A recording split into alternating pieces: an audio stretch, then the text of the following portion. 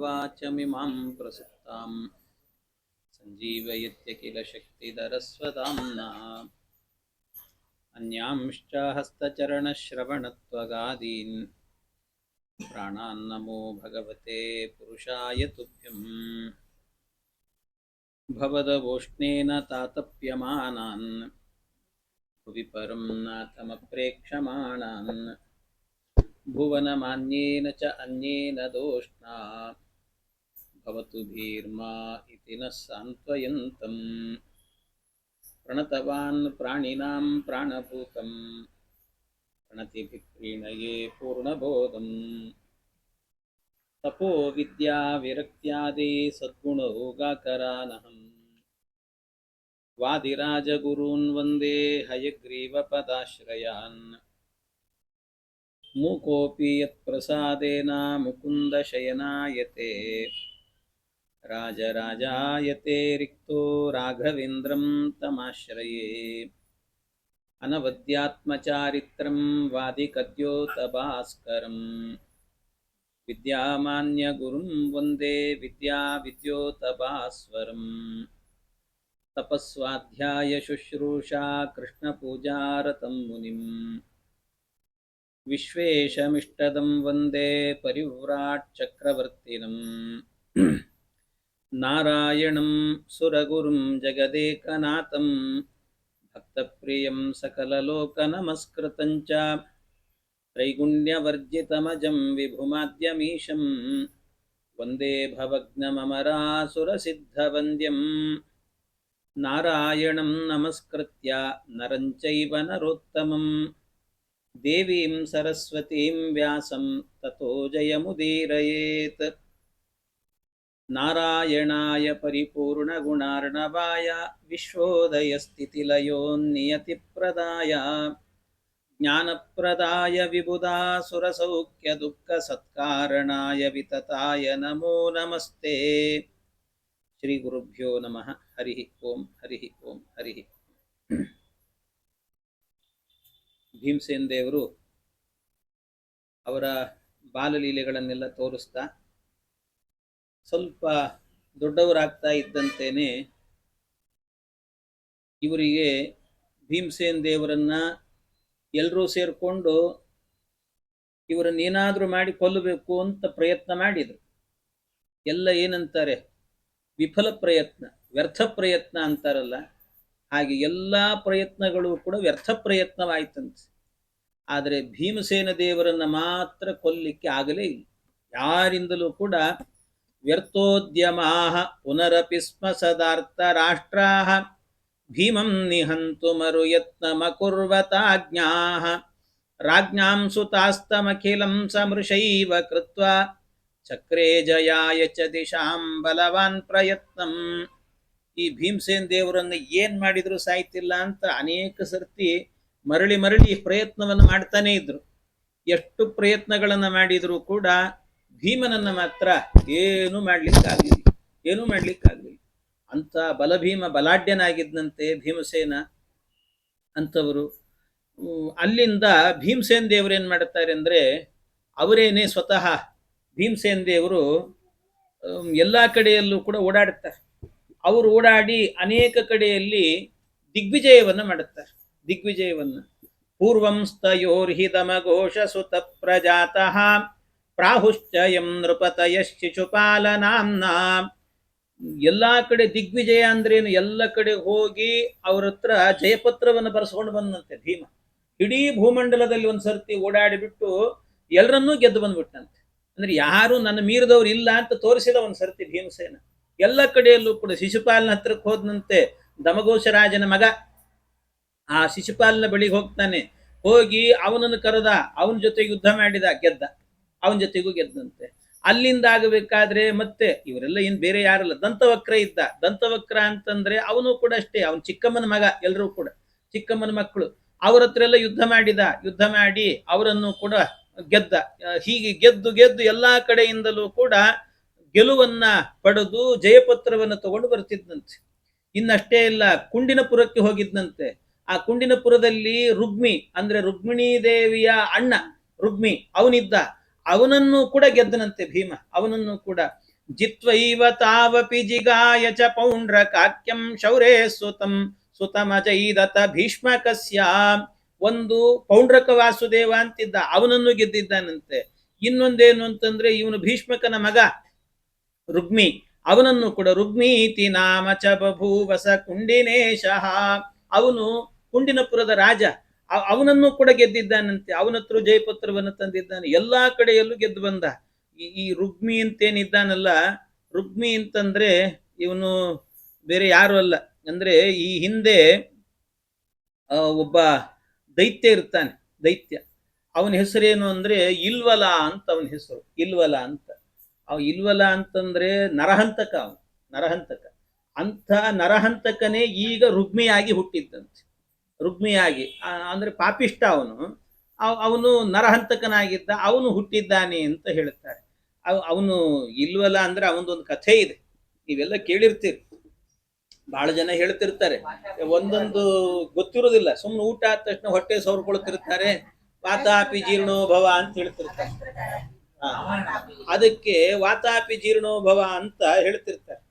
ಅದರ ಹಿನ್ನೆಲೆ ಏನು ಅಂತಂದ್ರೆ, ಅಲ್ಲಿರುವಂತಹದ್ದು ಈ ನಿಜವಾಗ್ಲೂ ಕೂಡ ಹೇಳುವಂತಹದ್ದು ಹೇಗೆ ಹೇಳಬೇಕು ಅಂದ್ರೆ, ವಾತಾಪಿ ಜೀರ್ಣೋಭವ ಅಂತ ಹೇಳಬಾರದು. ಮತ್ತೇನು ಹೇಳಬೇಕು ಅಂತ, ಅಲ್ಲಿ ಏನಾಗಿತ್ತು ಅಂದ್ರೆ, ಇಬ್ರು ಇದ್ರಂತೆ ದೈತ್ಯರು, ಇಲ್ವಲ ಮತ್ತು ವಾತಾಪಿ ಅಂತ ಇಬ್ರು ದೈತ್ಯರು. ವಾತಾಪಿ ಮತ್ತು ಇಲ್ವಲ ಅನ್ನುವಂತ ಇಬ್ರು ದೈತ್ಯರು, ಆ ಇಬ್ಬರು ದೈತ್ಯರು ಕೂಡ ಏನ್ ಮಾಡ್ತಾ ಇದ್ರಂತೆ, ಒಂದು ಸರ್ತಿ ಹೋಗಿ ಈ ಬ್ರಾಹ್ಮಣರನ್ನು ಹೋಗಿ ಕೇಳಿದ್ನಂತೆ. ಆ ಬ್ರಾಹ್ಮಣರನ್ನು ಹೋಗ್ಬಿಟ್ಟು, ನನಗೆ ಇಂದ್ರನಂತ ಮಗ ಹುಟ್ಟಬೇಕು ಅಂತ ಹೇಳಿಬಿಟ್ಟು ಕೇಳಿದ್ನಂತೆ. ಇಂದ್ರನಂತ ಮಗ ಹುಟ್ಟಬೇಕು ಅಂದ್ರೆ ಬ್ರಾಹ್ಮಣರೆಲ್ಲ ಹೇಳಿದ್ರಂತೆ, ನೀನೊಬ್ಬ ಮೂರ್ಖ ಮುಟ್ಟಾಳ, ನಿನ್ನಂತವನಿಗೆ ಇಂದ್ರನಂತ ಮಗ ಹುಟ್ಟಿದ್ರೆ ಏನ್ ಗತಿನೋ, ಬೇಡ ನಿನಗೆ ಅಂತ ಮಗ ಹುಟ್ಟೋದಿಲ್ಲ ಅಂತ ಹೇಳಿದ್ರಂತೆ. ಬ್ರಾಹ್ಮಣರಂತ ವರ ಕೊಡೋದಿಲ್ಲ ನಿನಗೆ ಅಂತಂದ್ರು. ಅಂದ ಕೂಡ್ಲೆ ಆಗ ಬ್ರಾಹ್ಮಣರ ಮೇಲೆ ಸಿಟ್ಟು ಬಂತ ಅವನಿಗೆ. ಈ ವಾತಾಪಿ ಏನು ಅಂದ್ರೆ ಅವನು ಕಾಮರೂಪಿ, ಏನ್ ಬೇಕಾದ್ರೆ ಆಗಿಬಿಡ್ತಿದ್ನಂತ. ಅವನು ಕಾಮರೂಪಿ, ಬೇಕು ಅಂತಂದ್ರೆ ಯಾವ ರೂಪ ಬೇಕೋ ಆ ರೂಪ ಬಂದ್ಬಿಡ್ತಿತ್ತು ಅವನಿಗೆ. ಅದಕ್ಕೆ ಇವ್ರು ವಿಚಾರ ಮಾಡಿದ್ರಂತೆ. ಇಲ್ವಲನ ಹತ್ರಕ್ಕೆ ಹೋದ ವಾತಾಪಿ. ಇಲ್ವಲನ ಹತ್ರಕ್ಕೆ ಹೋಗಿ ಇಲ್ವಲನಿಗೆ ಹೇಳಿದ್ನಂತೆ, ನೋಡು, ಈ ಬ್ರಾಹ್ಮಣರೆಲ್ಲ ನನಗೆ ವರ ಕೊಟ್ಟಿಲ್ಲ, ಅದಕ್ಕೆ ನನ್ನ ಬ್ರಾಹ್ಮಣರ ಮೇಲೆ ನನಗೆ ದ್ವೇಷ ಇದೆ, ಹಾಗಾಗಿ ಎಲ್ಲಾ ಬ್ರಾಹ್ಮಣರನ್ನು ಸಂಹಾರ ಮಾಡಬೇಕು ಅಂತಂದು, ಬ್ರಾಹ್ಮಣರನ್ನೆಲ್ಲ ಕೊಲ್ಲಬೇಕು ಅಂತ. ಬ್ರಾಹ್ಮಣರನ್ನ ಕೊಲ್ಲಬೇಕು ಅಂದಾಗ ಹ್ಯಾಕ್ ಕೊಲ್ಲೋದು ಬ್ರಾಹ್ಮಣರನ್ನ, ಅದಕ್ಕೆ ಉಪಾಯ ಮಾಡಿದ್ನಂತೆ. ಈ ಇಲ್ವಲನಿಗೆ ಹೇಳಿದ್ನಂತೆ, ಈ ಬ್ರಾಹ್ಮಣರು ಕರೆದ್ರೆ ಬರೋದು ಎಲ್ಲಿಗೆ ಅಂತಂದ್ರೆ ಊಟಕ್ಕೆ ಅಂತ. ಊಟಕ್ಕೆ ಅಂದ್ಬಿಟ್ರೆ ತಯಾರಿರ್ತಾರೆ ಅವ್ರು ಪಾಪ, ಯಾವ ಬ್ರಾಹ್ಮಣ ಭೋಜನ ಪ್ರಿಯ ಅಂತ ಹೇಳ್ಕೊಂಡು ಯಾವ ಊಟಕ್ಕೆ ಅಂತ ಕರೆದು ಬಿಟ್ರೆ ಬಂದ್ಬಿಡ್ತಾರಂತವ್ರು. ಹಂಗಾಗಿ ಏನ್ ಮಾಡೋಣ, ಈ ಬ್ರಾಹ್ಮಣರನ್ನೆಲ್ಲ ಊಟಕ್ಕೆ ಕರಿಯೋಣ ಅಂದ್ರಂತೆ. ದಿನ ಒಬ್ಬೊಬ್ಬ ಬ್ರಾಹ್ಮಣರನ್ನು ಊಟಕ್ಕೆ ಕರೀದು, ಒಬ್ರು ಇಬ್ರು ಅಂತೆಲ್ಲ ಕರಿಯೋದು ಹಿಂಗೆ. ಅದಕ್ಕೇನ್ ಮಾಡ್ತಾ ಇದ್ರಂತೆ, ಈ ವಾತಾಪಿ ಏನಿದ್ದ, ವಾತಾಪಿ ಅವನು ಕಾಮರೂಪಿ ಆದ್ರಿಂದಾಗಿ ಅವನನ್ನೇನ್ ಮಾಡಿಬಿಡ್ತಿದ್ರಂತೆ, ಕುರಿ ಆಗಿಬಿಡ್ತಿದ್ನಂತ. ಅವನು ಕುರಿ ಆದಾಗ ಆ ಕುರಿ ಮಾಂಸದಿಂದಲೇನೆ ಅಡಿಗೆ ಮಾಡಿಬಿಡೋದಂತೆ, ಬ್ರಾಹ್ಮಣರನ್ನು ಕರೆದು ಬಿಟ್ಟು ಅವ್ರಿಗೆ ಊಟಕ್ಕೆ ಹಾಕಿಬಿಡೋದು. ಊಟಕ್ಕೆ ಹಾಕಿದ ನಂತರ ಅವ್ರು ಇನ್ನು ಊಟ ಮಾಡಿ ಇನ್ನು ಕೈ ತೊಳಿತಿರ್ತಾರಿಲ್ಲೋ ಬ್ರಾಹ್ಮಣರು, ಅಷ್ಟರಲ್ಲೇ ಈ ಇಲ್ವಲ ಏನ್ ಮಾಡಿಬಿಡ್ತಿದ್ನಂತೆ, ವಾತಾಪೆ ಆಗಚ್ಚ ಅಂತ ಕರೆದು ಬಿಡ್ತಿದ್ನಂತೆ. ವಾತಾಪೆ ಆಗಚ್ಚ ಅಂತ ಕರೆದು ಕೂಡ್ಲೇನೆ ಆ ಬ್ರಾಹ್ಮಣರು ಹೊಟ್ಟೆ ಒಳಗೆ ಹೋಗಿರ್ತಿದ್ದ. ಅವನು ಹೊಟ್ಟೆ ಒಳಗೆ ಹೋದಂತವನು ವಾತಾಪೆ ಆಗಚ್ಚ ಅಂತಂದು ಕೂಡಲೇ ಅವ್ರ ಹೊಟ್ಟೆ ಸೀಳ್ಕೊಂಡ್ ಬಂದ್ಬಿಡೋದು, ಬ್ರಾಹ್ಮಣರು ಸಾಯೋದು. ಹಿಂಗೆ ಬ್ರಾಹ್ಮಣರನ್ನೆಲ್ಲ ಕೊಲ್ತಾ ಇದ್ದಂತ ವಾತಾಪಿ. ಈ ರೀತಿ ಮಾಡಿ ಬ್ರಾಹ್ಮಣರನ್ನೆಲ್ಲ ಕೊಲ್ತಾ ಇದ್ದಂತ ವಾತಾಪಿ ಅವನಿಗೇನಾಯ್ತು, ಒಂದು ಸರ್ತಿ ಏನಾಯ್ತು, ಎಲ್ಲಾ ಬ್ರಾಹ್ಮಣರನ್ನ ಕೊಲ್ತಾ ಇರಬೇಕಾದ್ರೆ ಒಂದು ಸರ್ತಿ ಅಲ್ಲಿಗೆ ಅಗಸ್ತ್ಯ ಮಹರ್ಷಿಗಳೇ ಬಂದ್ರಂತೆ. ಅಗಸ್ತ್ಯರು ಬಂದಾಗ ಅಗಸ್ತ್ಯರಿಗೂ ಕೂಡ ಇದೇ ರೀತಿಯಲ್ಲಿ ಮಾಡಿ ಊಟಕ್ಕೆ ಹಾಕಿ ಅವರನ್ನು ಕೊಲ್ಲಬೇಕು ಅಂತ ವಿಚಾರ ಮಾಡಿದ್ರು ಇವರೆಲ್ಲ.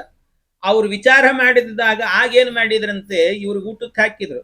ಊಟ ಮುಗಿದು ಕೈ ತೊಳ್ಕೊಂಡ್ ಬರೋದ್ರೊಳಗೆ ಎಲ್ರು ಅವನೇನ್ ಮಾಡ್ತಿದ್ದ, ಇಲ್ವಲ್ಲ ವಾತಾಪೆ ಬಹಿರಾಗಚ್ಚ ಅಂತಿದ್ದ, ಹೋಗ್ಬಿಡ್ತಿದ್ರು.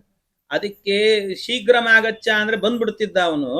ಈ ಅಗಸ್ತ್ಯರು ಮಾತ್ರ ಊಟ ಆದ ನಂತರ ಏನ್ ಮಾಡಿದ್ರಂತೆ, ಅವ್ರು ಎದ್ದು ಕೈ ತೊಳೆಯೋಕ್ ಹೋಗೋಕ್ಕಿಂತ ಮೊದಲೇ ಒಂದ್ಸರ್ತಿ ಏನ್ ಮಾಡಿಬಿಟ್ರಂತೆ, ಅವನು ಎಲ್ಲಿ ಕರೀತಾನೋ ಅದಕ್ಕಿಂತ ಮೊದಲೇ ಹೇಳಬೇಕು ಅಂತ ಅನ್ಕೊಂಡು ವಾತಾಪೆ ಶೀಘ್ರಂ ಜೀರ್ಣೋಭವ ಅಂದ್ಬಿಟ್ರಂತ. ಒಂದ್ಸರ್ತಿ ವಾತಾಪೆ ಜೀರ್ಣೋಭವ ಅಂದ್ರು, ಶೀಘ್ರಂ ಜೀರ್ಣೋಭವ ಅಂತಂದ್ರು. ಅವನಿಗೆ ಜೀರ್ಣೋಭವ ಅಂದ ಕೂಡ್ಲೇನೆ ಒಳಗಡೆ ಇದ್ದಂಥವನು ಜೀರ್ಣವಾಗಿ ಮಲರೂಪದಲ್ಲಿ ಹೋಗ್ಬಿಟ್ನಂತ. ಈ ರೀತಿಯಲ್ಲಿ ಅವನ ಸ್ಥಿತಿ ಬಂತು, ಆ ವಾತಾಪಿ ಸ್ಥಿತಿ. ಹೀಗೆ ಅಗಸ್ತ್ಯ ಮಹರ್ಷಿಗಳು ಈ ಕೆಲಸವನ್ನು ಮಾಡಿದ್ರಂತೆ.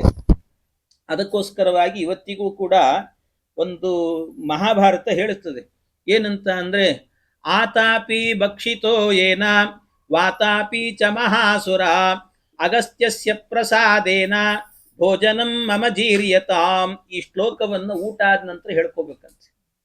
ಊಟ ಆದ ನಂತರ ಈ ಶ್ಲೋಕವನ್ನು ಹೇಳಿಕೊಂಡು ಈ ಹೊಟ್ಟೆ ಮೇಲೆ ಕೈ ಆಡಿಸ್ಕೊಳ್ಬೇಕಂತ.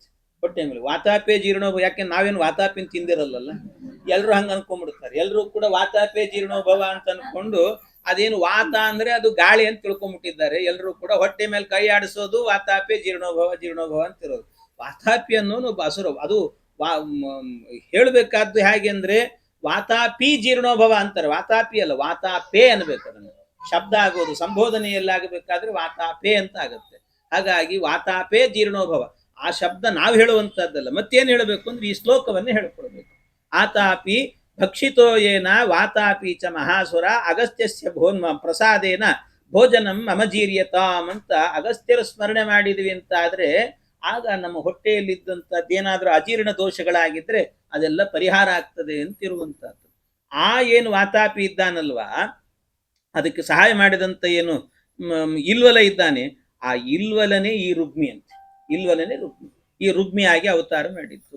ಆದ್ರೆ ಭಾಗೇತ ಏವ ತನಯಸ್ಯ ಏವ ವನ್ನೇಹ ನಾಮ್ನಾ ಶುಚೇ ಸತು ಪಿತಾಸ್ಯ ಹಿ ಮಿತ್ರ ಭಾಗಃ. ಈ ರುಗ್ಮಿ ಇದ್ನಲ್ಲ, ರುಗ್ಮಿಯ ಅಪ್ಪ ಯಾರು ಅಂತಂದ್ರೆ ಭೀಷ್ಮಕ ಅಂತ ಅವನ ಹೆಸರು, ಭೀಷ್ಮಕ ಅಂತ. ಇವನಲ್ಲಿ ಏನಾಗಿತ್ತು ಅಲ್ಲ, ಈ ರುಗ್ಮಿ ಇಂಥ ಪರಮ ನೀಚ. ಅವನು ಇಷ್ಟು ನೀಚನಾಗಿದ್ರು ಕೂಡ ರುಕ್ಮಿಣೀ ದೇವಿಯ ಅಣ್ಣನಾದ್ನಲ್ಲ, ರುಕ್ಮಿಣೀ ದೇವಿಯ ಅಣ್ಣನಾಗುವಂತ ಯೋಗ್ಯತೆ ಅವನಿಗೇನು ಬಂತು ಅಂತ ಕೇಳಿದ್ರೆ ಅದಕ್ಕೆ ಹೇಳ್ತಾರೆ, ರುಕ್ಮಿಣೀ ದೇವಿಯ ಅಣ್ಣನಾಗಬೇಕಾದ್ರೆ ಅದಕ್ಕೆ ಯೋಗ್ಯತೆ ಏನು ಅಂದ್ರೆ ಅವನ ಒಳಗೆ ಒಬ್ಬ ಅಗ್ನಿ, ಶುಚಿ ಅಂತ ಹೆಸರವನದ್ದು, ಶುಚಿ ನಾಮಕನಾದಂತ ಅಗ್ನಿಯ ಆವೇಶ ಇತ್ತಂತೆ. ಆದ್ರಿಂದ ಅಣ್ಣನಾಗಿದ್ದಾನಷ್ಟೇ. ಅಂದ್ರೆ ಕೃಷ್ಣನ್ ಭಾವನ ಆಗುವಂತ ಯೋಗ್ಯತೆ ಬಂತವನಿಗೆ, ಇಲ್ದಿದ್ರೆ ಅದು ಸಾಧ್ಯ ಇರಲಿಲ್ಲ ಅವನಿಗೆ ಅಂತ. ಆಮೇಲೆ ಅವನಿಗೆ ಏನು ಅಪ್ಪ ಇದ್ದಾನೆ. ಆ ಅಪ್ಪ ಯಾರು ಅಂತಂದ್ರೆ ಭೀಷ್ಮಕ. ಆ ಭೀಷ್ಮಕ ಯಾರು ಅಂತಂದ್ರೆ ಈ 12 ಜನ ಸೂರ್ಯರಲ್ಲಿ ಒಬ್ಬ ಮಿತ್ರ ಅಂತ ಒಬ್ಬ ಸೂರ್ಯ. ಆ ಮಿತ್ರನ ಅವತಾರವೇನೆ ಇವನು ಭೀಷ್ಮಕ. ಆದ್ರೆ ಅಂತ ಒಳ್ಳೆ ಯೋಗ್ಯತೆ ಇದ್ರೂ ಕೂಡ ರುಕ್ಮಿಣೀ ದೇವಿನ ನನಗೆ ಕೊಟ್ಟು ಮದುವೆ ಮಾಡು ಅಂತ ಹೇಳಿದ್ರೆ ಭೀಷ್ಮಕನಿಗೆ ಮಾಡ್ಲಿಲ್ಲ ಅವನು. ಅದನ್ನ ಇಲ್ಲ, ನಾನು ಕಡೆ ಕೃಷ್ಣ ಬಂದು ಹೇಳ್ಬೇಕಾದ್ರೆ ಹಾ ಹಾ ಅಂತಂದ. ಆಮೇಲೆ ಆ ಕಡೆ ಕೃಷ್ಣ ಹೋದ ಕೂಡ್ಲೇನೆ ಇವನೇನ್ ಮಾಡಿಬಿಟ್ಟ, ತನ್ನಷ್ಟಕ್ಕೆ ತಾನೇ ವಿಚಾರ ಮಾಡಿಕೊಂಡು ಅವನಿಗೆ ಅಯೋಗ್ಯನಿಗೆ ಕೊಟ್ಟು ಮದುವೆ ಮಾಡಬೇಕು ಅಂತ ತೀರ್ಮಾನ ಮಾಡಿದ್ರು ಶಿಶುಪಾಲನಿಗೆ. ಅಷ್ಟು ಮಾಡುವ ಕೃಷ್ಣ ಬಂದು ಹಾರಿಸ್ಕೊಂಡು ಹೋದ, ಅದು ಬೇರೆ. ಅಂತೂ ಅವನಿಗೆ ಆ ಬುದ್ಧಿ ಬರಲಿಲ್ಲ ನೋಡಿ. ಯಾಕೆ ಹಂಗಾಯಿತು ಅಂದ್ರೆ ಮಧ್ವಾಚಾರ್ಯ ಹೇಳ್ತಾರೆ, ಅವನು ಮಿತ್ರ ಅನ್ನುವ ಸೂರ್ಯನಾಗಿದ್ರು ಕೂಡ ಅವನ ಒಳಗೆ ಒಬ್ಬ ದೈತ್ಯನ ಆವೇಶ ಇತ್ತು ಅಂತ ಹೇಳ್ತಾರೆ. ಯಾರವನು ಅಂದ್ರೆ ರಾಕ್ವಂಶಯುಕ್ತದನುಜೌ ಕೃತಕೈಶಿಕಾಖ್ಯೌ ಭಾಗೌ ಕೃತಾಗ್ನಿತ ಸುತಯೋ ಪವಮಾನ ಶುನ್ವ್ಯೋ. ಅದರಲ್ಲಿ ರಾಕ್ವಂಶಯುಕ್ಕು, ರಾಹು ಅನ್ನುವ ದೈತ್ಯ ಇದ್ದಾನಲ್ಲ, ಆ ರಾಹುವಿನ ಅಂಶ ಎನ್ನುವಂತಹದ್ದು ಅವನಲ್ಲಿ ಇತ್ತಂತೆ. ಆದ್ರಿಂದ ಅವನಿಗೆ ಆ ದುರ್ಬುದ್ಧಿ ಎನ್ನುವಂತಹದ್ದು ಬಂತು. ಆದ್ರೆ ಅವನಿಗೆ ಇಬ್ಬರು ತಮ್ಮಂದ್ರಿದ್ರು, ಅವರು ಕ್ರಥ ಮತ್ತು ಕೈಶಿಕ ಅಂತ. ಕ್ರತ ಕೈಶಿಕರೇನಿದ್ದಾರಲ್ಲ ಇವರಿಬ್ರು ಯಾರು ಅಂತ ಕೇಳಿದ್ರೆ, ಕ್ರಥ ಮತ್ತು ಕೈಶಿಕರಿಬ್ರು ಕೂಡ ವನ್ನಿ ಏನಿದ್ದಾನೆ ಅಗ್ನಿ, ಅಗ್ನಿಗೆ ಮಕ್ಕಳಿದ್ದಾರೆ, ಅನೇಕ ಮಕ್ಕಳಿದ್ದಾರೆ. ಅದರಲ್ಲಿ ಇಬ್ಬರು ಮಕ್ಕಳು ಪವಮಾನ ಅಂತ ಒಬ್ಬ, ಇನ್ನೊಬ್ಬ ಯಾರು ಅಂದ್ರೆ ಶುಂಧ್ಯು ಅಂತ ಇನ್ನೊಬ್ಬ ಮಗ. ಅವರಿಬ್ಬರ ಅವತಾರವೇನೆ ಈ ಕ್ರಥ ಮತ್ತು ಕೈಶಿಕ ಅನ್ನುವಂಥವ್ರು. ಅವರಿಬ್ಬರು ಕೂಡ ಇದ್ರು ಅಂತ ಹೇಳ್ತಾರೆ ಇವರೆಲ್ಲರೂ ಕೂಡ. ಇನ್ನು ಅವರನ್ನೆಲ್ಲರನ್ನು ಕೂಡ ಭೀಮ ಗೆದ್ದು ಬಂದ ಅಂತ, ಅವರಿಂದಲೂ ಕೂಡ ಜಯಪತ್ರ ತಂದಿದ್ದಾನೆ, ಅವ್ರನ್ನ ಗೆದ್ದಿದ್ದಾನೆ. ಅಷ್ಟೇ ಅಲ್ಲ, ಅದರ ಜೊತೆಗೆ ಬಂದೋರ್ನಿಜಸ್ಯತು ಬಲಂ ಸುಪರೀಕ್ಷಮಾಣ ಶಲ್ಯೋಪಿತೇನ ಯುಯುಧೇ ವಿಜಿತಸ್ತತೈವ. ಅವನ ಸೋದರ ಮಾವ ಶಲ್ಯ, ಅಂದ್ರೆ ಶಲ್ಯನ ತಂಗಿನೇ ಮಾದ್ರಿ, ಅವಳನ್ನೇ ಮಾಡ್ಕೊಂಡಿದ್ದ. ಆ ಸೋದರ ಮಾವನ್ನು ಬಿಟ್ಟಿಲ್ಲ ಇವನು ಭೀಮ. ಅಲ್ಲಿಗೂ ಹೋಗಿ ಯುದ್ಧ ಮಾಡ್ತೀನಿ ಅಂತಲೇ ನಿಂತ. ಅದಕ್ಕೆ ಅವನು ಯುದ್ಧ ಮಾಡಿದ್ನಂತೆ, ಸೋತ್ಬಿಟ್ಟು ನಿನಗೆ ಸೋತಿನೋ ಮಾರಾಯ, ಜಯಪತ್ರ ಬರೆದು ಕೊಡ್ತೀನಿ ಅಂತ ಕೊಟ್ಟನಂತ ಅವನಿಗೆ ಅಂತ. ಈ ಶಲ್ಯ ಅಂತೇಳಿ, ಶಲ್ಯ ಅಂದ್ರೆ ಈ ಹಿಂದೆ ಏನು ಪ್ರಹ್ಲಾದರಾಜರಿದ್ರು, ಪ್ರಹ್ಲಾದರಾಜರಿಗೊಬ್ಬ ತಮ್ಮ ಇದ್ರಲ್ಲ ಸಕ್ಲಾದ ಅಂತ, ಆ ಸಕ್ಲಾದನ ಅವತಾರವೇನು ಇವು ಶಲ್ಯ ಅಂತ. ಈ ರೀತಿಯಲ್ಲಿ ಭೀಮೋಜಿಗಾಯ ಯುಧಿ ವೀರಮತೈಕಲವ್ಯಂ, ಏಕಲವ್ಯನನ್ನು ಕೂಡ ಗೆದ್ದಂತೆ, ಏಕಲವ್ಯನೂ ಬಿಟ್ಟಿಲ್ಲ, ಅವನನ್ನು ಹೊಡೆದು ಬಂದಿದ್ದಾನೆ. ಹಿಂಗೆಲ್ಲ ಎಲ್ಲರನ್ನು ಕೂಡ ಸೋಲಿಸಿ ಭೀಮಸೇನ ತನ್ನ ಬಾಹುಬಲದಿಂದಾಗಿ ಎಲ್ಲರನ್ನೂ ಕೂಡ ಅನಾಯಾಸವಾಗಿ ಗೆದ್ದುಕೊಂಡು ಬಂದಿದ್ದಂತೆ. ಸಾಲ್ವನನ್ನೂ ಬಿಟ್ಟಿರಲಿಲ್ಲ. ಸಾಲ್ವನು ಕೂಡ ಅಯ್ಯೋ ಭೀಮ ನಿನ್ನ ಏಟು ತಡಿಲಿಕ್ಕಾಗಲ್ಲ, ತಗೊಂಡು ಹೋಗ್ಬಿಡು ಜಯಪತ್ರ ಅಂತ ಅವನಿಗೆ ಬರೆದು ಕೊಟ್ಟಿದ್ನಂತೆ. ಹೀಗೆ ಎಲ್ಲಾ ಕಡೆಯಲ್ಲೂ ಕೂಡ ದಿಗ್ವಿಜಯವನ್ನು ಸಂಪಾದನೆ ಮಾಡಿಕೊಂಡು ಅನ್ಯೇಚ ಸಜ್ಜನ ಗಣಾಹ ಸಹ ಪೌರ ರಾಷ್ಟ್ರಾಹ ಶ್ರುತ್ವೈವ ಸರ್ವ ಯದವೋ ಜಗರ್ಷುರ್ನಿತಾಂತಂ. ಇವನು ಈ ಕೆಲಸ ಮಾಡಿಕೊಂಡು ಬರ್ತಾ ಇದ್ರೆ ಭೀಷ್ಮ ದ್ರೋಣ ಎಲ್ಲ ನೋಡಿ ಆನಂದ ಪಡ್ತಿದ್ರಂತೆ, ಸಂತೋಷ ಆಗ್ತಿತ್ತು. ಸಜ್ಜನರಿಗೆಲ್ಲ ಆನಂದ ಆಗ್ತಿತ್ತಂತೆ. ಆದ್ರೆ ಹೊಟ್ಟೆ ಉರ್ಕೊಂಡವನು ಮಾತ್ರ ಅಯೋಗ್ಯ ದುರ್ಯೋಧನ. ಅವನೊಬ್ಬನೇ ಹೊಟ್ಟೆ ಉರ್ಕೊಂಡಂತೆ. ಯಾಕೆ ಅವನ ಶಬ್ದ ಹೇಳಬೇಕಾದ್ರೆ ಅವನಿಗೊಂದು ಬೈದೆ ಹೇಳಬೇಕಂತೆ.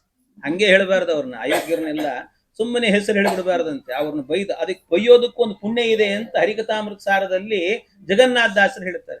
ದುಷ್ಟರನ್ನ ಬೈದಾಗ ಒಂದು ಪುಣ್ಯ ಇದೆ ಅಂತ ಹೇಳ್ತಾರೆ. ಹಾಗಾಗಿ ಅವ್ರ ಹೆಸರು ಹೇಳಬೇಕಾದ್ರೂ ಒಂದು ಸರ್ತಿ ಬೈಬೇಕಂತ. ಹಂಗೆ ಅವನು ಬಂದ, ನೋಡಿ ಅವನು ಮಾತ್ರ ದುಃಖಪಟ್ಟ ಅಂತ ಹೇಳ್ತಾರೆ. ಈ ರೀತಿ ಇಷ್ಟು ನಡೀತಾ ಇರುವಾಗಲೇನೆ ಈ ಕೃಷ್ಣ ಪರಮಾತ್ಮ ಏನು ಮಾಡಿದ್ನಂತೆ, ಅಕ್ರೂರನನ್ನು ಕರೆದ್ನಂತೆ.